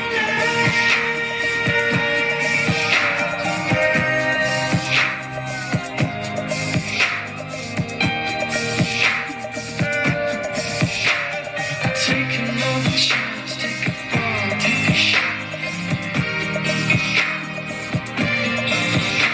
I need you like a heart needs a beat. Yeah, I loved you with the fire red. Now it's turning blue, and you say sorry like the angel. Heaven let me think was you. But I'm afraid it's too late to apologize. It's too late. I said it's too late to apologize. It's too late.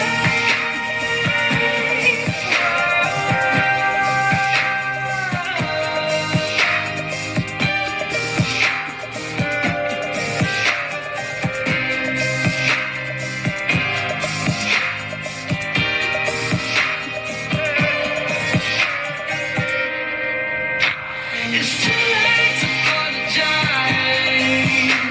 It's too late.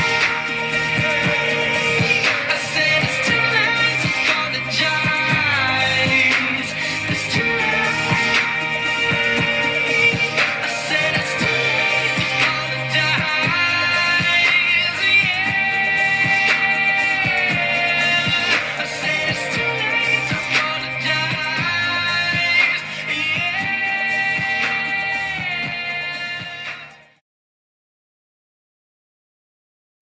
Hey, Victor, I'm just around the corner. Just hang tight a second. I should be there momentarily. Obviously, I got a tight schedule here, but I really needed to grab this for you. It'll be great to throw in the duffel bag for things for the president there. He needs to know more about your story, and I'm thinking of Jaime, your partner, and we're coming up on the anniversary of his passing.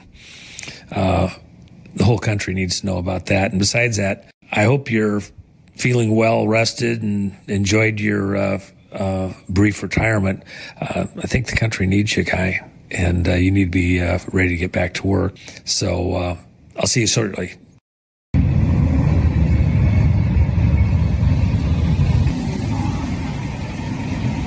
Hey, Juan.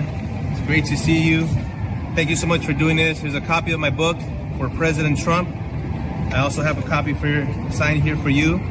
Oh, man. Thanks, guy. Please tell President Trump that I'm ready to come serve him and our country, and I'm looking forward to it. All right, bro. You're Appreciate my it. kind of guy. Thank you. All right.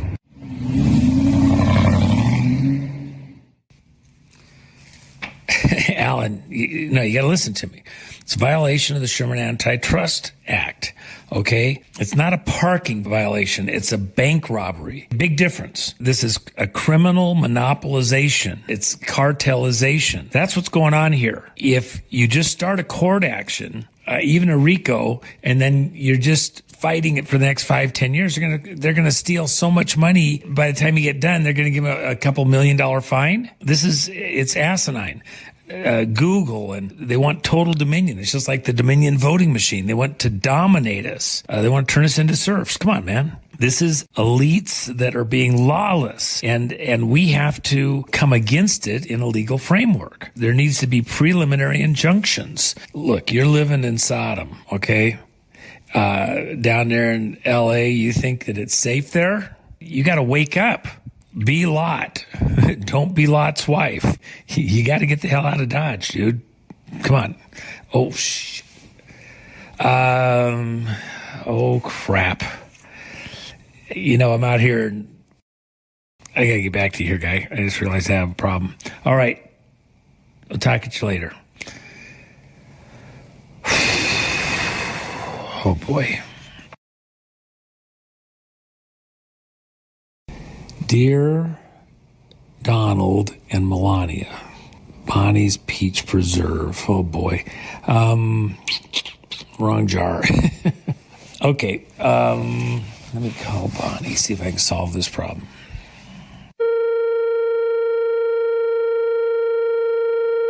Please leave your name and phone number after the beep. Oh, Bonnie. Hey, I got a problem. Something's come up.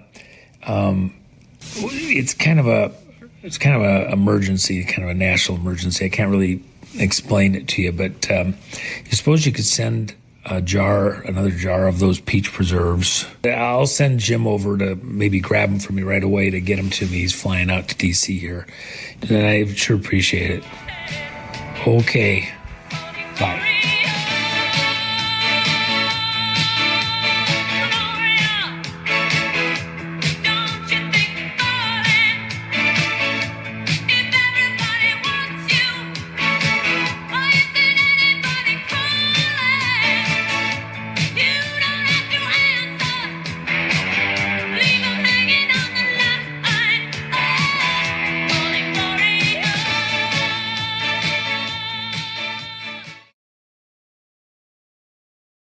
If an article online uses language that makes you feel angry or scared, it's probably intended to change what you think or feel. How can you know what or who to trust?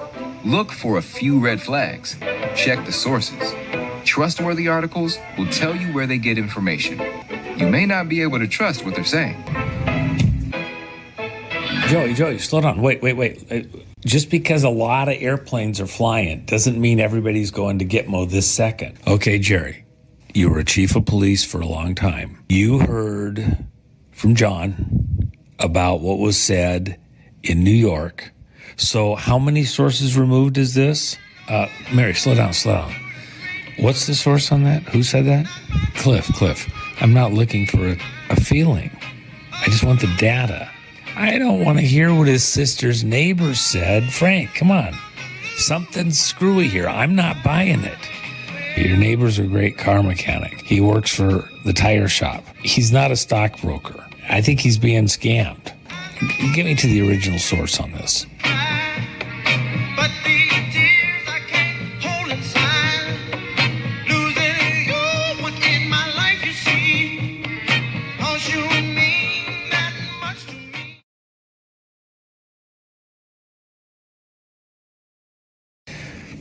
History of man.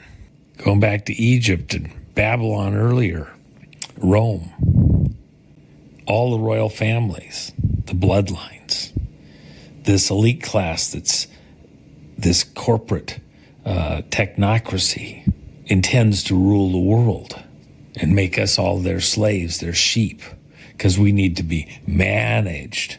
That's the history of mankind. One group seeking to gain control over the others, to manage them. Slavery can take a lot of forms. Those chains and bonds aren't always iron. They can be tax law. They can be all sorts of government statutes and rules and licensing. Everything has got to be controlled and managed to the last detail. At the very beginning of the whole thing, they told us you weren't going to stop the virus. It was only about slowing down the rate of infection. Now you got people believing this is all about not catching the virus. You're going to catch the virus. And we come back to dividing, those that'll wear the mask versus those that won't, dividing the country. Just a few years ago, they were trying to divide us. Manson wants the blacks against the whites. And he's going to try to create a race war, right back to BLM today. People being paid to go against the interests of their own people. Some of the most inspired speech ever made by any man on this planet. But those words were so true. They rang so true that it changed the world. Started a movement, started a momentum that's still present today. But even now, it's a distant sound. I'm not going to fight my brother. Whatever his race, whatever his religion. I'm going to be my brother's brother, not my brother's keeper. And we're going to go together and kick these people out of our country that seek to enslave us by any means. I'm going to climb that mountain and enjoy the dream together. We've got some difficult days ahead. But it really doesn't matter with me now, because I've been to the mountaintop. I don't mind. Like anybody, I would like to live a long life. Longevity has its place. Anybody here seen my old friend Martin? Can you tell me where he's gone? He freed a lot of people, but it seemed good they die young. I just looked around and he's gone. Didn't you love the thing? I just want to do God's will. And He's allowed me to go up to the mountain. And I've looked over and I've seen the promised land. I may not get there with you, but I want you to know tonight that we as a people will get to the promised land.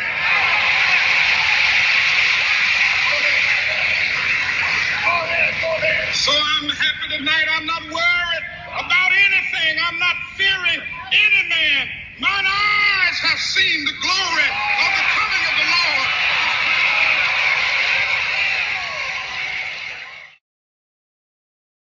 Lord. It's not just me or a couple of guys going back to D.C.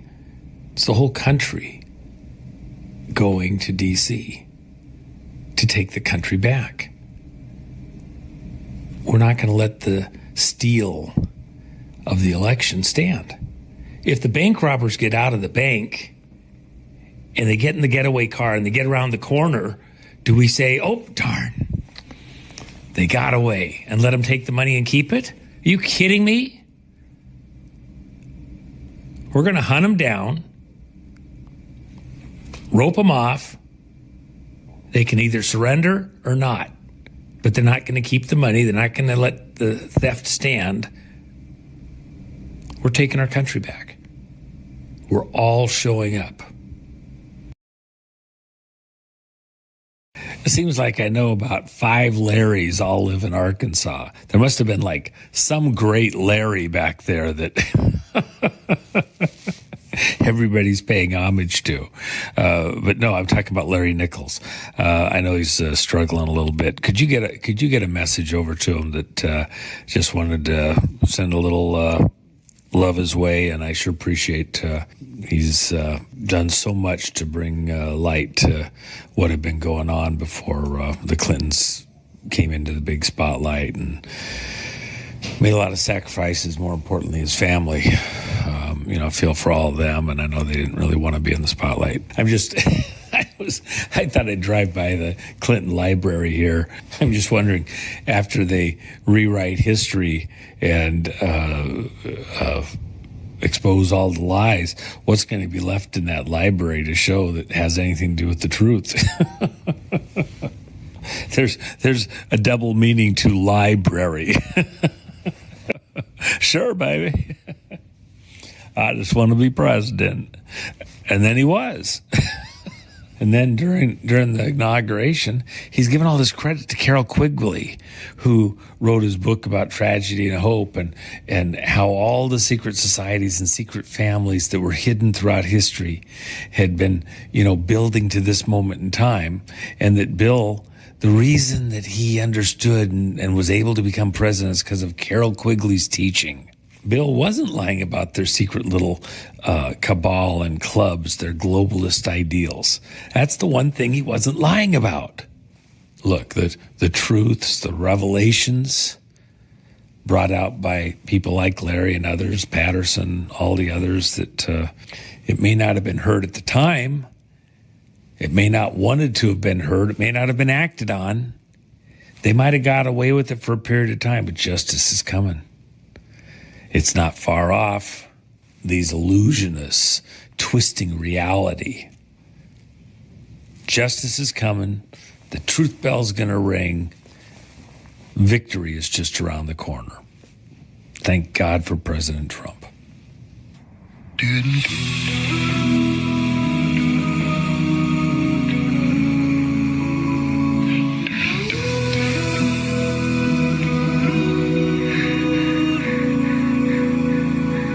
If tomorrow all the things were gone, I'd work for all my life, and I had to start again with just my children and my wife. I'd thank my lucky stars to be living here today, where the flag still stands for freedom, and they can't take that away.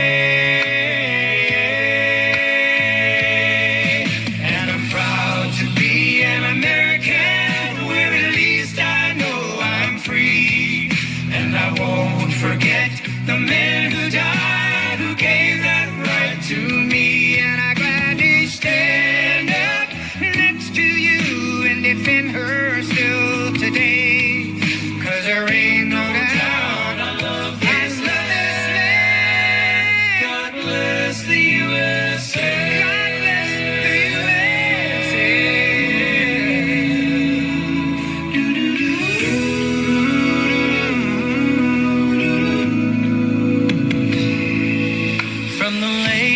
Minnesota to the hills of Tennessee, across the plains of Texas, oh, from sea to shining sea, from Detroit down to Houston, and New York to LA, where there's pride in every American heart, and it's time we stand and say,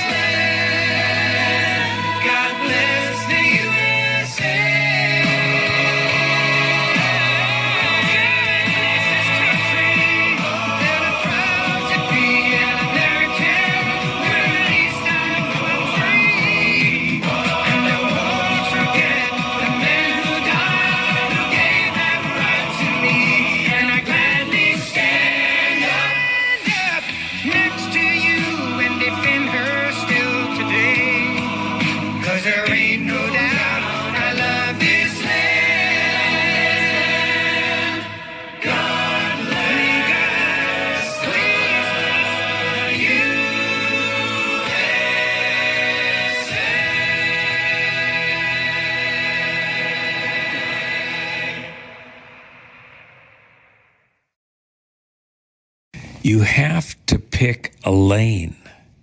Heaven or hell, right or wrong, left or right. It was said in Germany, in those towns near the concentration camps, when the trains were coming by loaded with people going to the death camps, that the people in the churches heard the trains coming, the moaning of the people. What did they do about it? They sang louder. Maybe if you sing louder, you won't hear the flames and the torment at the gates of hell as you ride in. Pick a lane, but pick the right lane. We certainly don't need everybody to show up necessarily. We just need those that are called, and we'll win.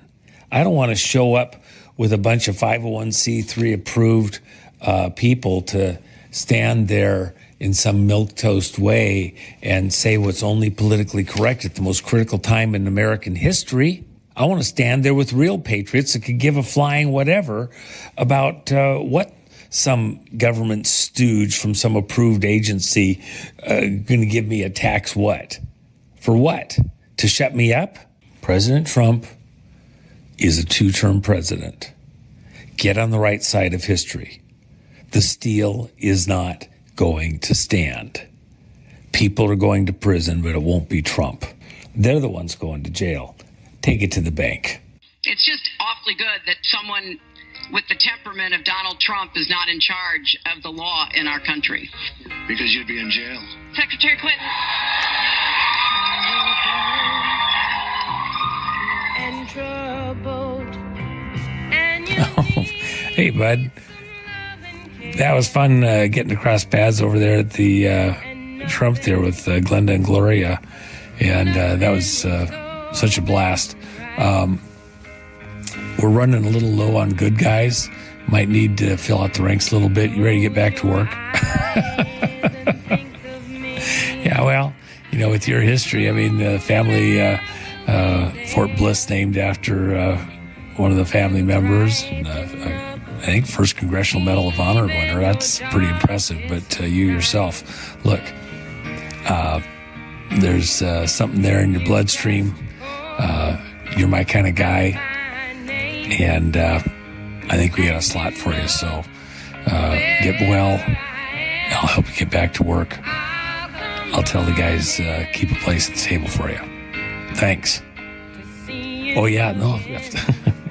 I know you love the president. That's why we went. That's why you're over at the Trump Hotel with me. Yeah, I'll convey that. All right. Talk soon. Bye. Mr. President, I would like to present this to you. I was one of your strongest supporters from early on. Before you became president, I supported Donald J. Trump.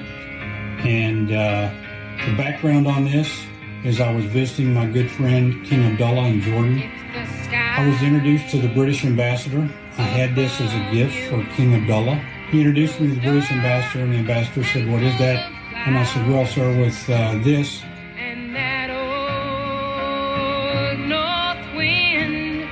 And sir, I also want to present you with the challenge coin.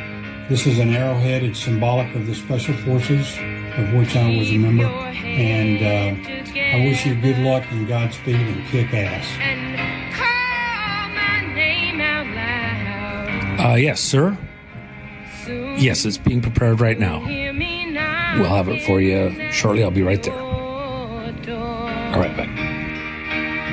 But I am sending him this beautiful handmade that he can put on his desk to remember SEAL Team and how much we love him.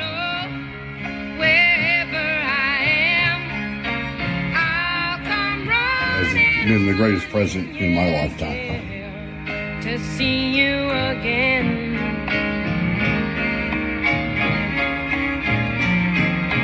Winter, spring, summer, or fall.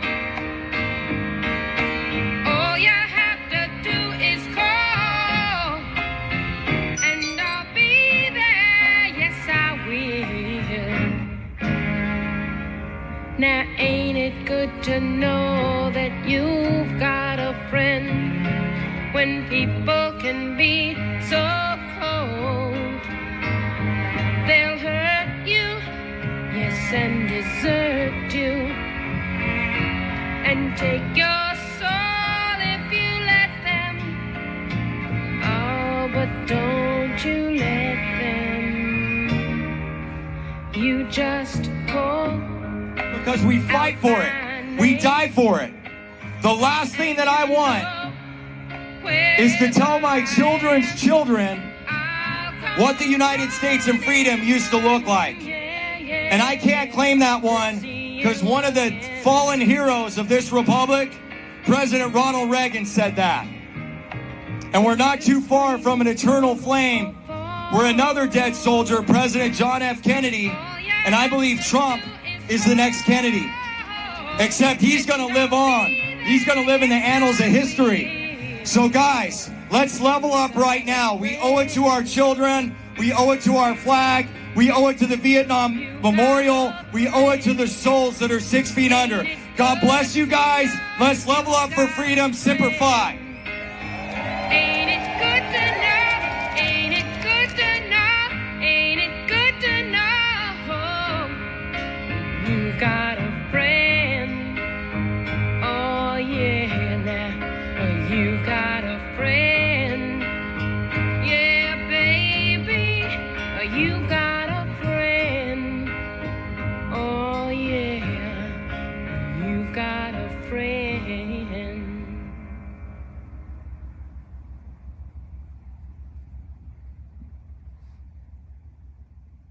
departed Attorney General William Barr, who scorched the president, saying, quote, orchestrating a mob to pressure Congress is inexcusable. The president's conduct yesterday was a betrayal of his office and supporters. Even his staunch supporter and golfing partner, Lindsey Graham, pulling the ripcord on the president. Count me out. Enough is enough. I've tried to be helpful. When it's over, it is over. It is over. And a number of administration officials resigning in the wake of yesterday's violence, including the special envoy for Northern Ireland, Mick Mulvaney, who was also White House Chief of Staff, Stephanie Grisham, the First Lady's Chief of Staff, Matt Pottinger, the Deputy National Security.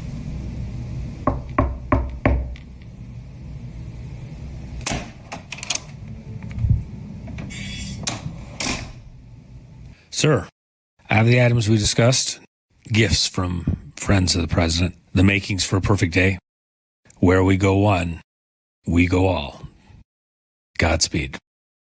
Maybe this was foolish, but I really meant it, that someday I'd like to maybe lose everything for a period of time to see who's loyal and who's not loyal.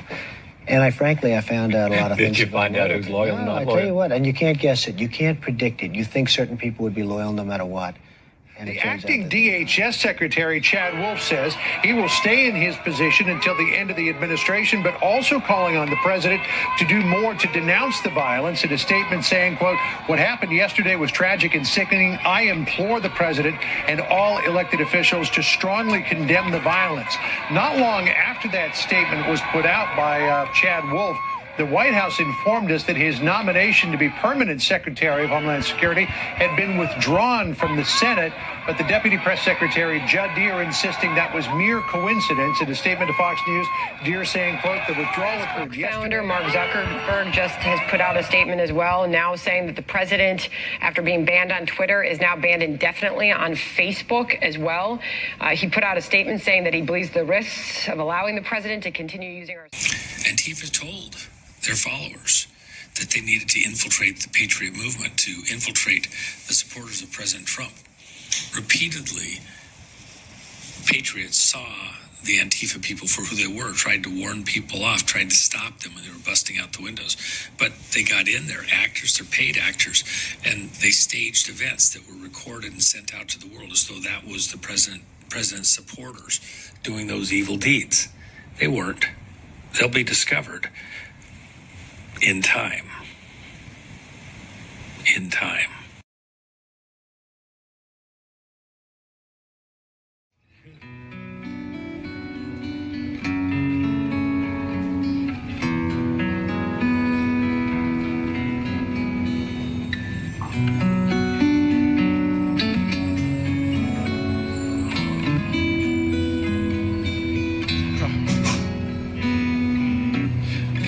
Release the spirit of encouragement on all who are here. I want to release the power of encouragement in your ears.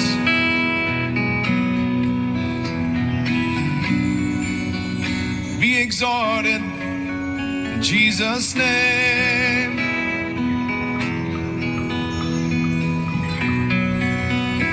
Be encouraged in Jesus' name.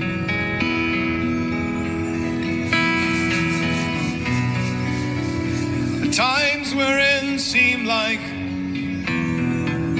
there's no going back. The things we're hearing about, the Lord has spoken of. There's no surprises in the kingdom. You were made for this hour. You were made to stand strong. You were made for this time. You were made to sing. You were made to fight. You were made to worship with all your might. You were made for the glory.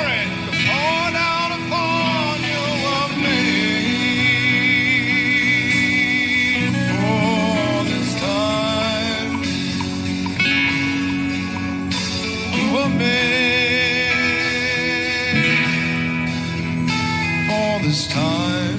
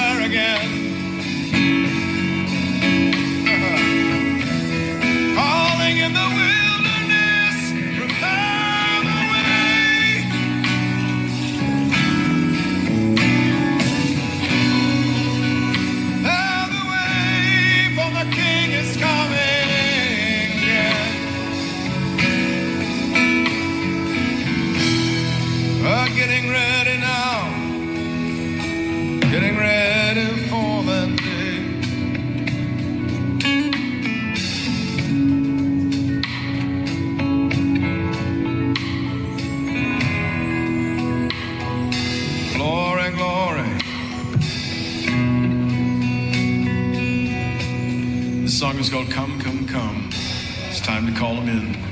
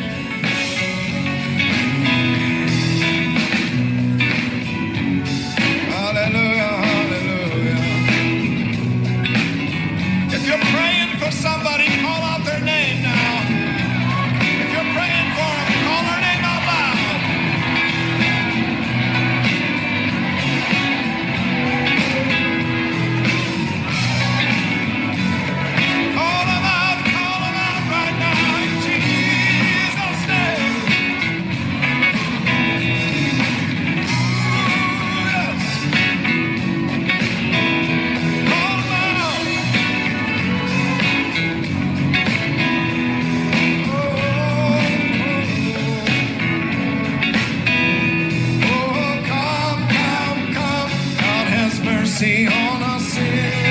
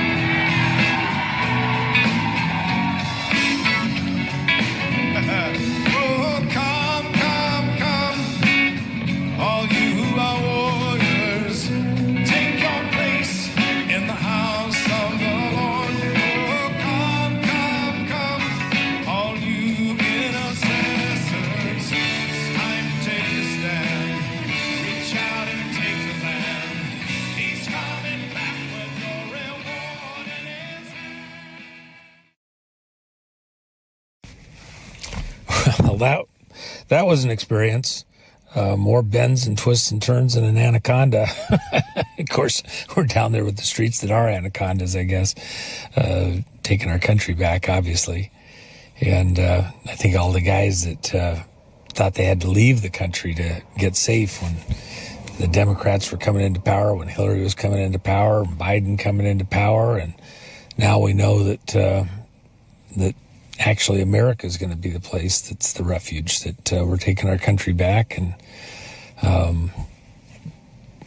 that's actually pretty invigorating. We're going to get this thing back on track. I can feel it. I see that the people are waking back up, and the numbers are there with us to get things under control. And, it's an end of one thing, but it's the start of another. It's a jubilee. It's a restart. It's a refresh. And I'm going to come home. I'm going to rest up. It's been months and months getting here and years. But it's time to get started, get back to work. I'll get a good sleep in and see you shortly. Bye.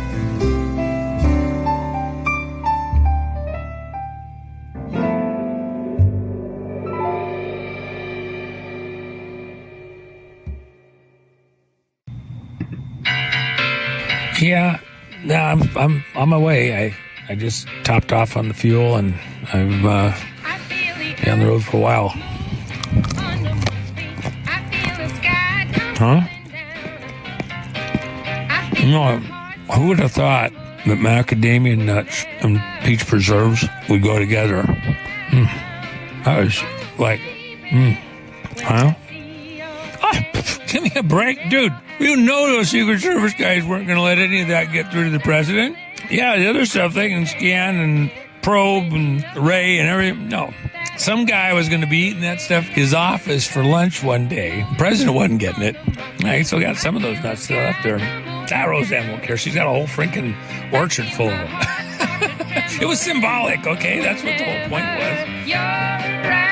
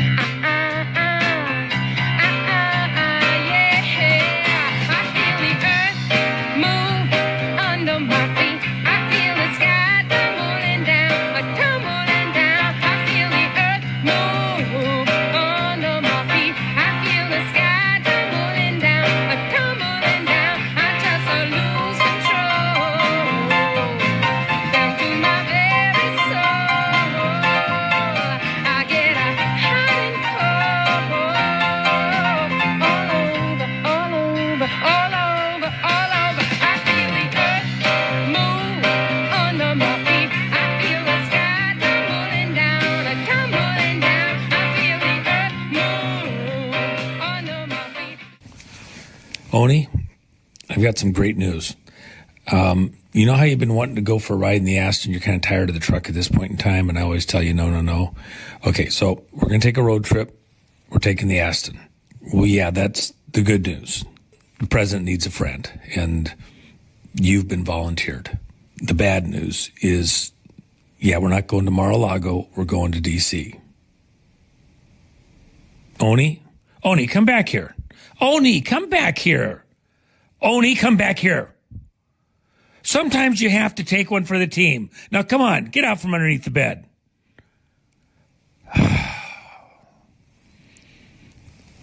sometimes dogs are smarter than people.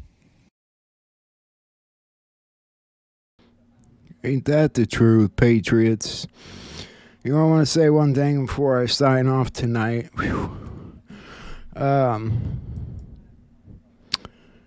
senseless violence, people may not think about the effects of it directly, but, you know, there's a man not going home to his family tonight as we end the night.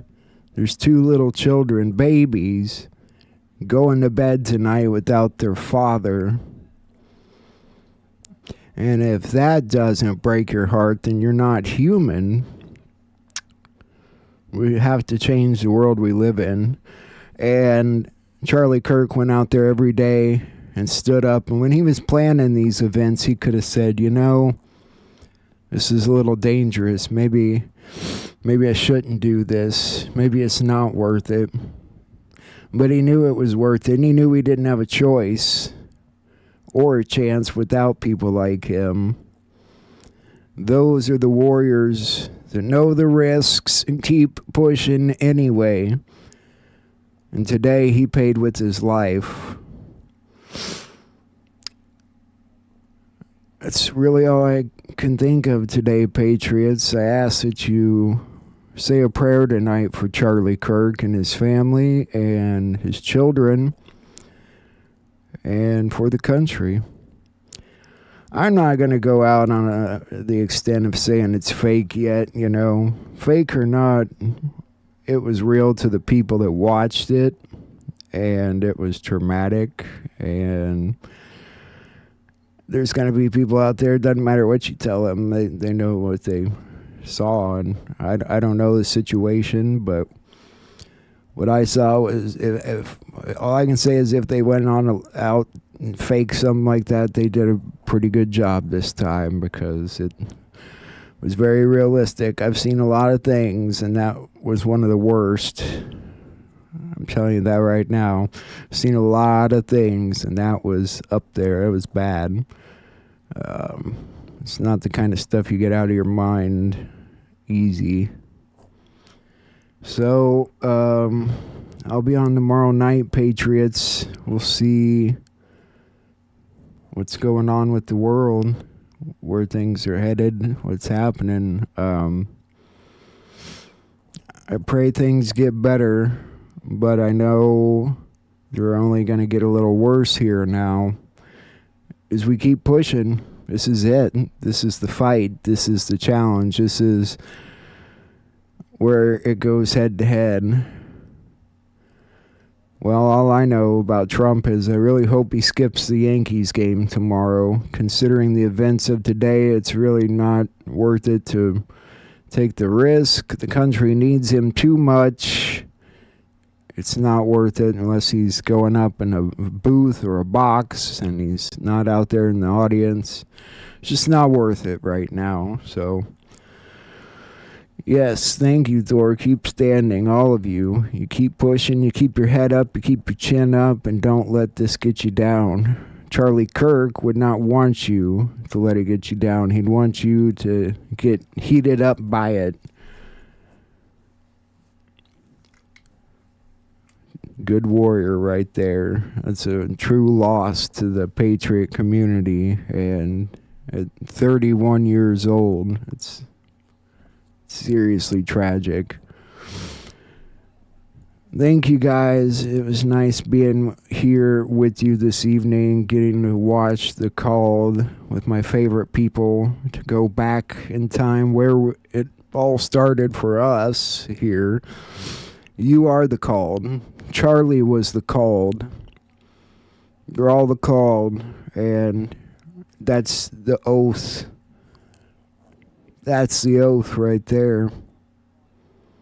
I pray that no one else has to pay with their life. We see where things go. God bless you, Patriots. Much love, and God bless you. I will see you guys all tomorrow night.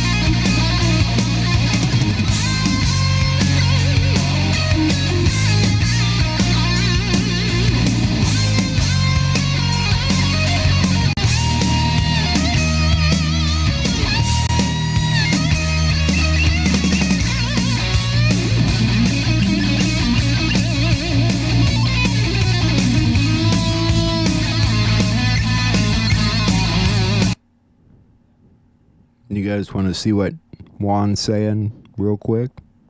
You can't get rid of me. Tressa pointed out that he was on right now. I mean, you guys can go over to Nino's and check it out. Watch what if you milk want, does but to your eyes. Take a look at these 2 retina scans. They both look sharp, focused, and healthy. But applying some level of logic, coherency, continuity, clarity. You heard the news fairly before anybody, Juan, because you told me, and it seemed like it was about an hour before it hit the main, the social media chats that you knew that he passed. I'm sick over this. I'm watching TikTok and Instagram influencers celebrate right now. TMZ, they say that they weren't celebrating Charlie Kirk's death, but a lot of people are celebrating right now. It makes me sick inside to see this.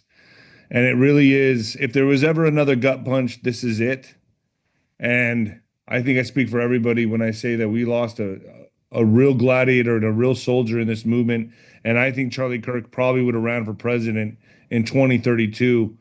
And I believe in my heart of hearts that this was not just some crazy liberal. This was a orchestrated attack and assassination to Charlie Kirk. They missed with Trump, but they got Charlie. And where do we go from here, Juanito? Thank you for joining me. Well, first off, I'd rather focus for the moment.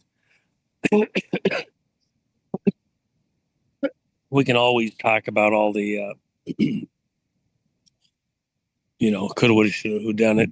The fact of the matter is, Charlie started at 18, which was just a short while back, 2012.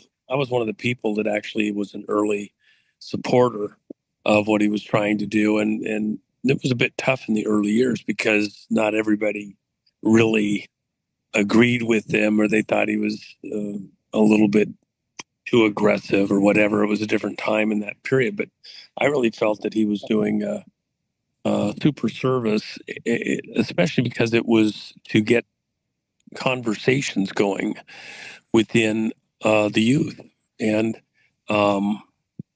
intelligent, coherent conversations about where the country was going and the role of this next generation moving forward. He was very influential for a young generation just coming of age as voters and taking their step into community of political, social, religious. Remember, he was a person of faith. He wasn't just political only. He was talking about the morals of the country and the way that we conduct ourselves as a society and the need for a society that has clean hands, a moral attitude as a needed requirement for liberty itself. So he was very focused during all of that time. And everybody that was in his, area of influence, the kids that came on board with him and supporters, young and old. I think of when I was growing up in those big rockets, going up to the edge of space and beyond. And the first stage was this huge, monstrous, and there's Apollo rockets at the time, stage to get this huge behemoth up literally just a few tens of miles and downrange, and for all of that energy to break free of the gravity, accelerate out to a higher speed, that first stage would burn itself out, and you'd see these famous images of it falling behind and falling away. But what was left was the momentum, the energy transferred into the second and third stages. And if the next stage just launched, again, you'd be in Earth orbit. And we say when we're out there in Earth orbit that we're halfway to the stars, because the amount of energy needed and required to go the rest of the way is really just a fraction of what was needed to get launched. He launched something with Turning Point and with all the people that came with him, and brought things very, very, very far forward. The organization has a lot of momentum. There's all sorts of different ideas within the ranks on different things. I had personally addressed something that I was concerned about within some of the thoughts they had on how elections should be held, and did that in private with him and some of his key supporters. But never once was there any question of support for him. I was a heavy supporter early on for a lot of years, and a lot of things, and through Don Jr. with some of his stuff. Let me ask you this. You said that, what they want to instill in us into this movement now, into MAGA, is fear, and strike fear into the podcasters, fear into the public speakers, fear into the right, into the right, and into our momentum. I think everybody's in shock right now. They can't believe this happened. What must we do, in your mind, to keep moving forward from here, Juan? Because a lot of people are going to be paralyzed and paralyzed in fear. They're going to be stuck in fear now, and a lot of people are going to say, man, maybe this ain't worth it. Maybe this whole movement isn't worth it. And that's what they want, isn't it? That's what they want people to. That's how they want us to be, isn't it? Well, it may be what they want. Doesn't mean they get what they want. And shoot, the devil thought he won when Christ was nailed to the cross. And he got a big surprise when it ended up being a turning point for human history. Look, there's no doubt in my mind that the energy from this moment will be converted to some greater expanded effort to move forward on the principles that he was pushing, and the conversation. That's what I was just saying a moment ago. Even where we disagreed on certain things, on the way elections are conducted and things like that, there was never even the tiniest question of whether he was a patriot or doing important work. We have room to have, disagreements and still agree on 95%, 98%, 99% of everything else. There was never any question of support for him. And the work that he was doing, and the youth that he was having these conversations with.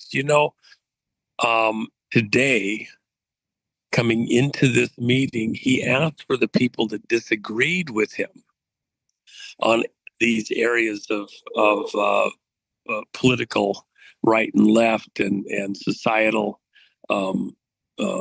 norms and operations. He asked for them to come forward and to be given first shot at asking him questions. He didn't push him away. He didn't ask for him to be ejected from the crowd. He says, no, come on forward. Let's have a conversation. And what he did, Juan, also is he would go into the viper's nest. He went into the lion's den and challenged these kids on their turf and took all comers. He didn't shy away from anybody. Yeah, that's my point. See, he was asking people to come reason together and have a conversation and to work through some of these things. That's why the focus on high school and colleges, to think again about what we were being taught and the goals and objectives that we should be seeking societally, etc., and have the conversation. What's wrong in the world today is this hellish attitude, which is based in not having a reasonable discussion, not engaging in reason. Hell itself is defined as a place where reason doesn't exist. There is no reason, there is no logic, there is no sanity, there is no clarity. It's all muddled and confused and chaotic. And that's a good point, Juan, because none of these kids or professors could debate him, so they resorted to violence. That was their last ditch ever to take him out of the scene. Well, let's not make too blanket of statements. Many people, in the course of conversations, if they were being sincere, if they were honest, turn around. So that's why he would go do this. Because when you had the benefit of a conversation and other people getting the chance to listen,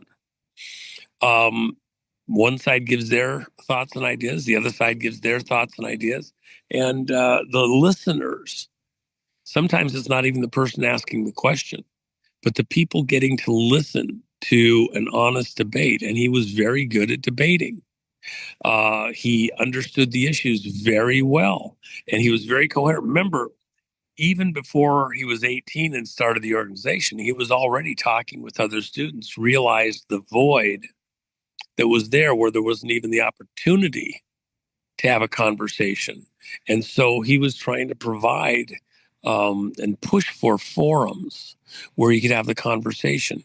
Hell is a place where reasoned conversation doesn't exist. Imagine if you're somebody that thinks you're reasonable, professorial, logical, coherent, and then you go to hell and you can't reason with anybody. There is no logic. It's all chaos. It's all confusing. That would be hell, to be caught where you can't come to a reasonable In other words, conclusion. hell is a college. It's a university, an American university. Well, but again, we're fighting. That's what this whole fight is about. If I wanted to be able to say what will be the memory, the energy that we retain from what Charlie Kirk was doing. Charlie Kirk was a great mind, helping people to think things through, applying some level of logic, coherency, continuity, clarity, beauty. He was an artist in the thoughts, in the way he painted a picture and helped people to see where that picture was intended to go, and to take the Mars, the marks, the chaos, the calamity out of the picture and make it mean something. Before we cut it here, let me ask you this. Trump vows to find the killers. Do you agree this was very well organized and orchestrated, and it wasn't just some crazy college kid with a gun? This was done by higher up levels, correct? I mean, is that what everyone's saying right now? Well, Kash Patel said several hours ago they had a person of interest in custody.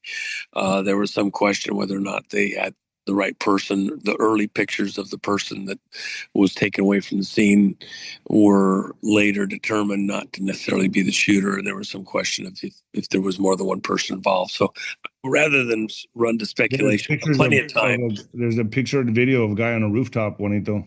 I've seen it. But again,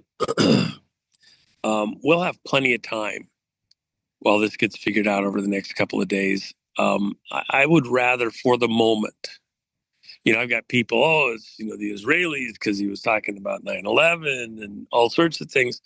Listen, within this audience, my request to everybody here is, let's take a moment of repose. Let's be thankful to God in heaven that we had the time we had with him, and pay homage to a beautiful person doing the best he could with what he had, who the intensity of his life to have done in 14 years from age 18 to 32, what he accomplished would be a couple lifetimes for many others amongst us. Okay. So we honor somebody that had such intensity, brightness. Being around him was like being on the rocket, being rocketed out into the edge of space. Let's remember that. And for his family, beautiful wife, beautiful children who will only get memories from a very early age of their father. We can take a moment of repose, be thankful for that, consider that prayerful on that, and we will have our time for justice and for the speculation, the facts to come out, etc. But let's, for the moment, let the people do what they have to do, and rather than get caught up in wild speculation that's baseless, unsupported at this moment in time, let's focus on the man. And there's a certain, almost a send-off, a walk, an homage to a great warrior that we get the moment right now to just breathe it in, and we'll continue on. We'll go after the monsters behind this. And the only thing I'll say, you asked me a question. Within society, the devil himself and those serving him are seeking to control us through traumas. It's technically called trauma-based programming. So here we are in this world, and the devil tries to construct circumstances and moments of theater that when our eyes see it, when we feel it, the gut punch, if you will, that it changes, alters how we react next, and then sets a precedence for us to, out of fear, do things that wouldn't necessarily be the best next thing, and have emotional responses. The thing I give your audience credit for, Nino, is being a more mature audience. And so we take a moment of repose, collect ourselves, understanding the fight we're in, the battle we're in, and we don't just pop our head up foolishly in the middle of a firefight. Let's understand this war is still going on. This war is alive and well. This war is, we're in the trenches. It is what it is. It is what it is. But we're not backing down. We're not backing off. We'll fight intelligently and more intelligently. And our ranks are filling out even now because of conversations like what he put together. More and more people are seeing and understanding. I believe this is going to wake up. This is going to wake up a lot more people, and those who don't wake up from this. Let me say it this way, Nino. Let me say it slightly differently. Lots of people have considered things that Charlie, you, others, myself have said, but they're kind of on the fence. You know, do I really want to go conservative? Should I be backing Trump? Is this really the right way to go about it? What it really will probably do is help people to decide to pick a side that may have been waffling a bit. And I believe that the American mentality is a reasoned, thoughtful persona. We all grow up. And I believe that this will be a moment that many people remember before God himself in heaven. They picked a side, and it was the right side, and they moved forward. That's what I think that we'll take away from this. And everybody just needs to take a deep breath, ask for divine counsel. How should I proceed beyond this? Because remember, everybody in this audience has friends, family members, people they work with, neighbors, people that are in their circle of influence. We don't become hotheads. We don't become radicalized in the emotion. We stoically turn our face into the wind and continue on in this battle that we're in, to take the high ground, to take a place in this world where we do something beautiful, constructive, And Well, they're not playing by the rules, and I think Trump should send a message somehow, some way. I don't know what it would be. well, the only thing I'd say, Nino, Just I don't saying. want a reaction. I don't think it's appropriate. You know what? Well, Who's the one you're going to direct this a at? From Trump's thought side? out reaction, just something. I don't know. He did it. He already did it. You know what he did? Congress today, a couple of the Congress people wanted to ask for a resolution to have a minute of silent prayer in the wake of the passing of Charlie Kirk.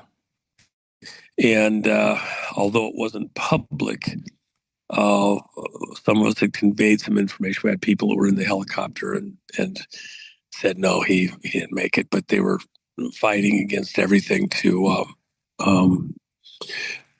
hope against hope, to keep fighting through, not give up. And they continued the efforts valiantly for quite some time.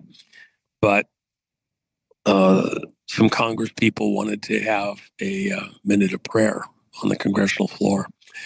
The Democrats, in near unison, screamed and ranted and railed. They were venomous in their vitriol against having a minute of silence for an American citizen who was gunned down in the prime of his life in a horror public spectacle, as would be appropriate, no matter who it was, being this happening on our turf here in our land.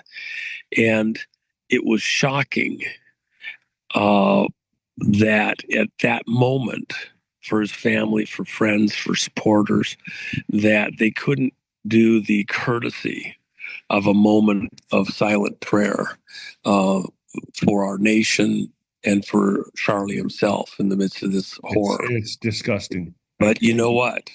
Nino? You know what President Trump's half mass. All flags are half mass on the 14th. He has treated this matter as a matter of national interest, as it should be, a moment of silence, of repose, 3 days till the 14th, through the 14th of September,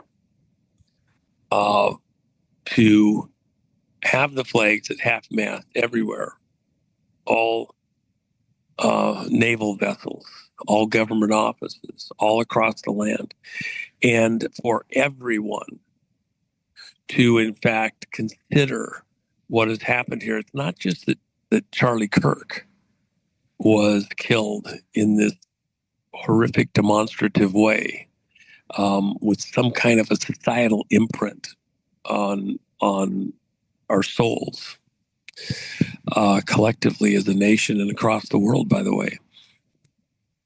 We need to take that in and soak it in, digest it, contemplate it, and that's what exactly President Trump did, in spite of those naysayers who literally were just spitting venom on the congressional floor.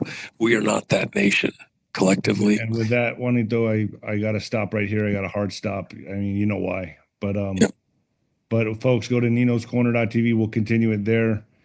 Prayers to Charlie Ward. Do you want to end this with prayer, Juanito? Yeah, let me say a quick prayer. Father God, I pray for everybody here in this audience who has been seared and touched by what happened. We have something emblazoned in our souls right now, and our next moves, our next thoughts, our responses need to be tempered by your will, Father God. We ask for grace. We ask for understanding of your way.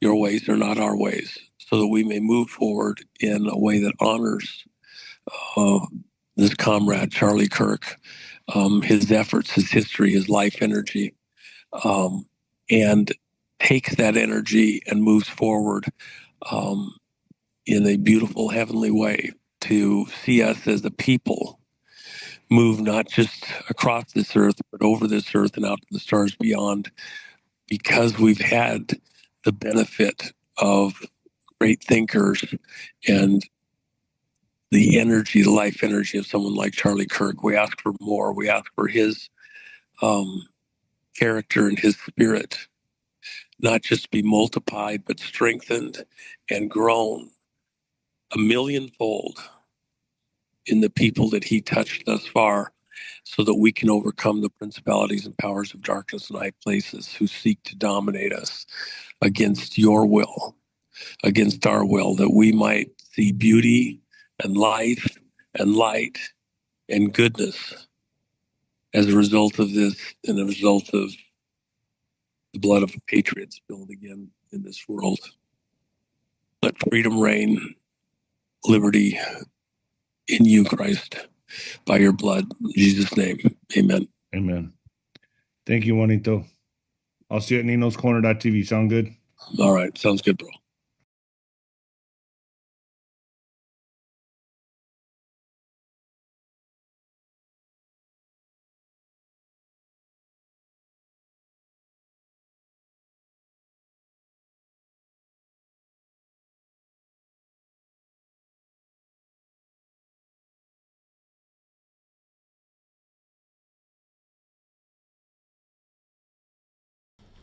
All right, that's all she wrote. So, I don't know, somebody shared a post with me saying on X that his wife had posted Psalm 46:1, and Q post 46:1 is what makes a great movie, great actors. So, I don't know, people got their theories. I don't know what to make of it, but gonna say my prayers anyway, and I hope you guys do too. We'll see what tomorrow brings.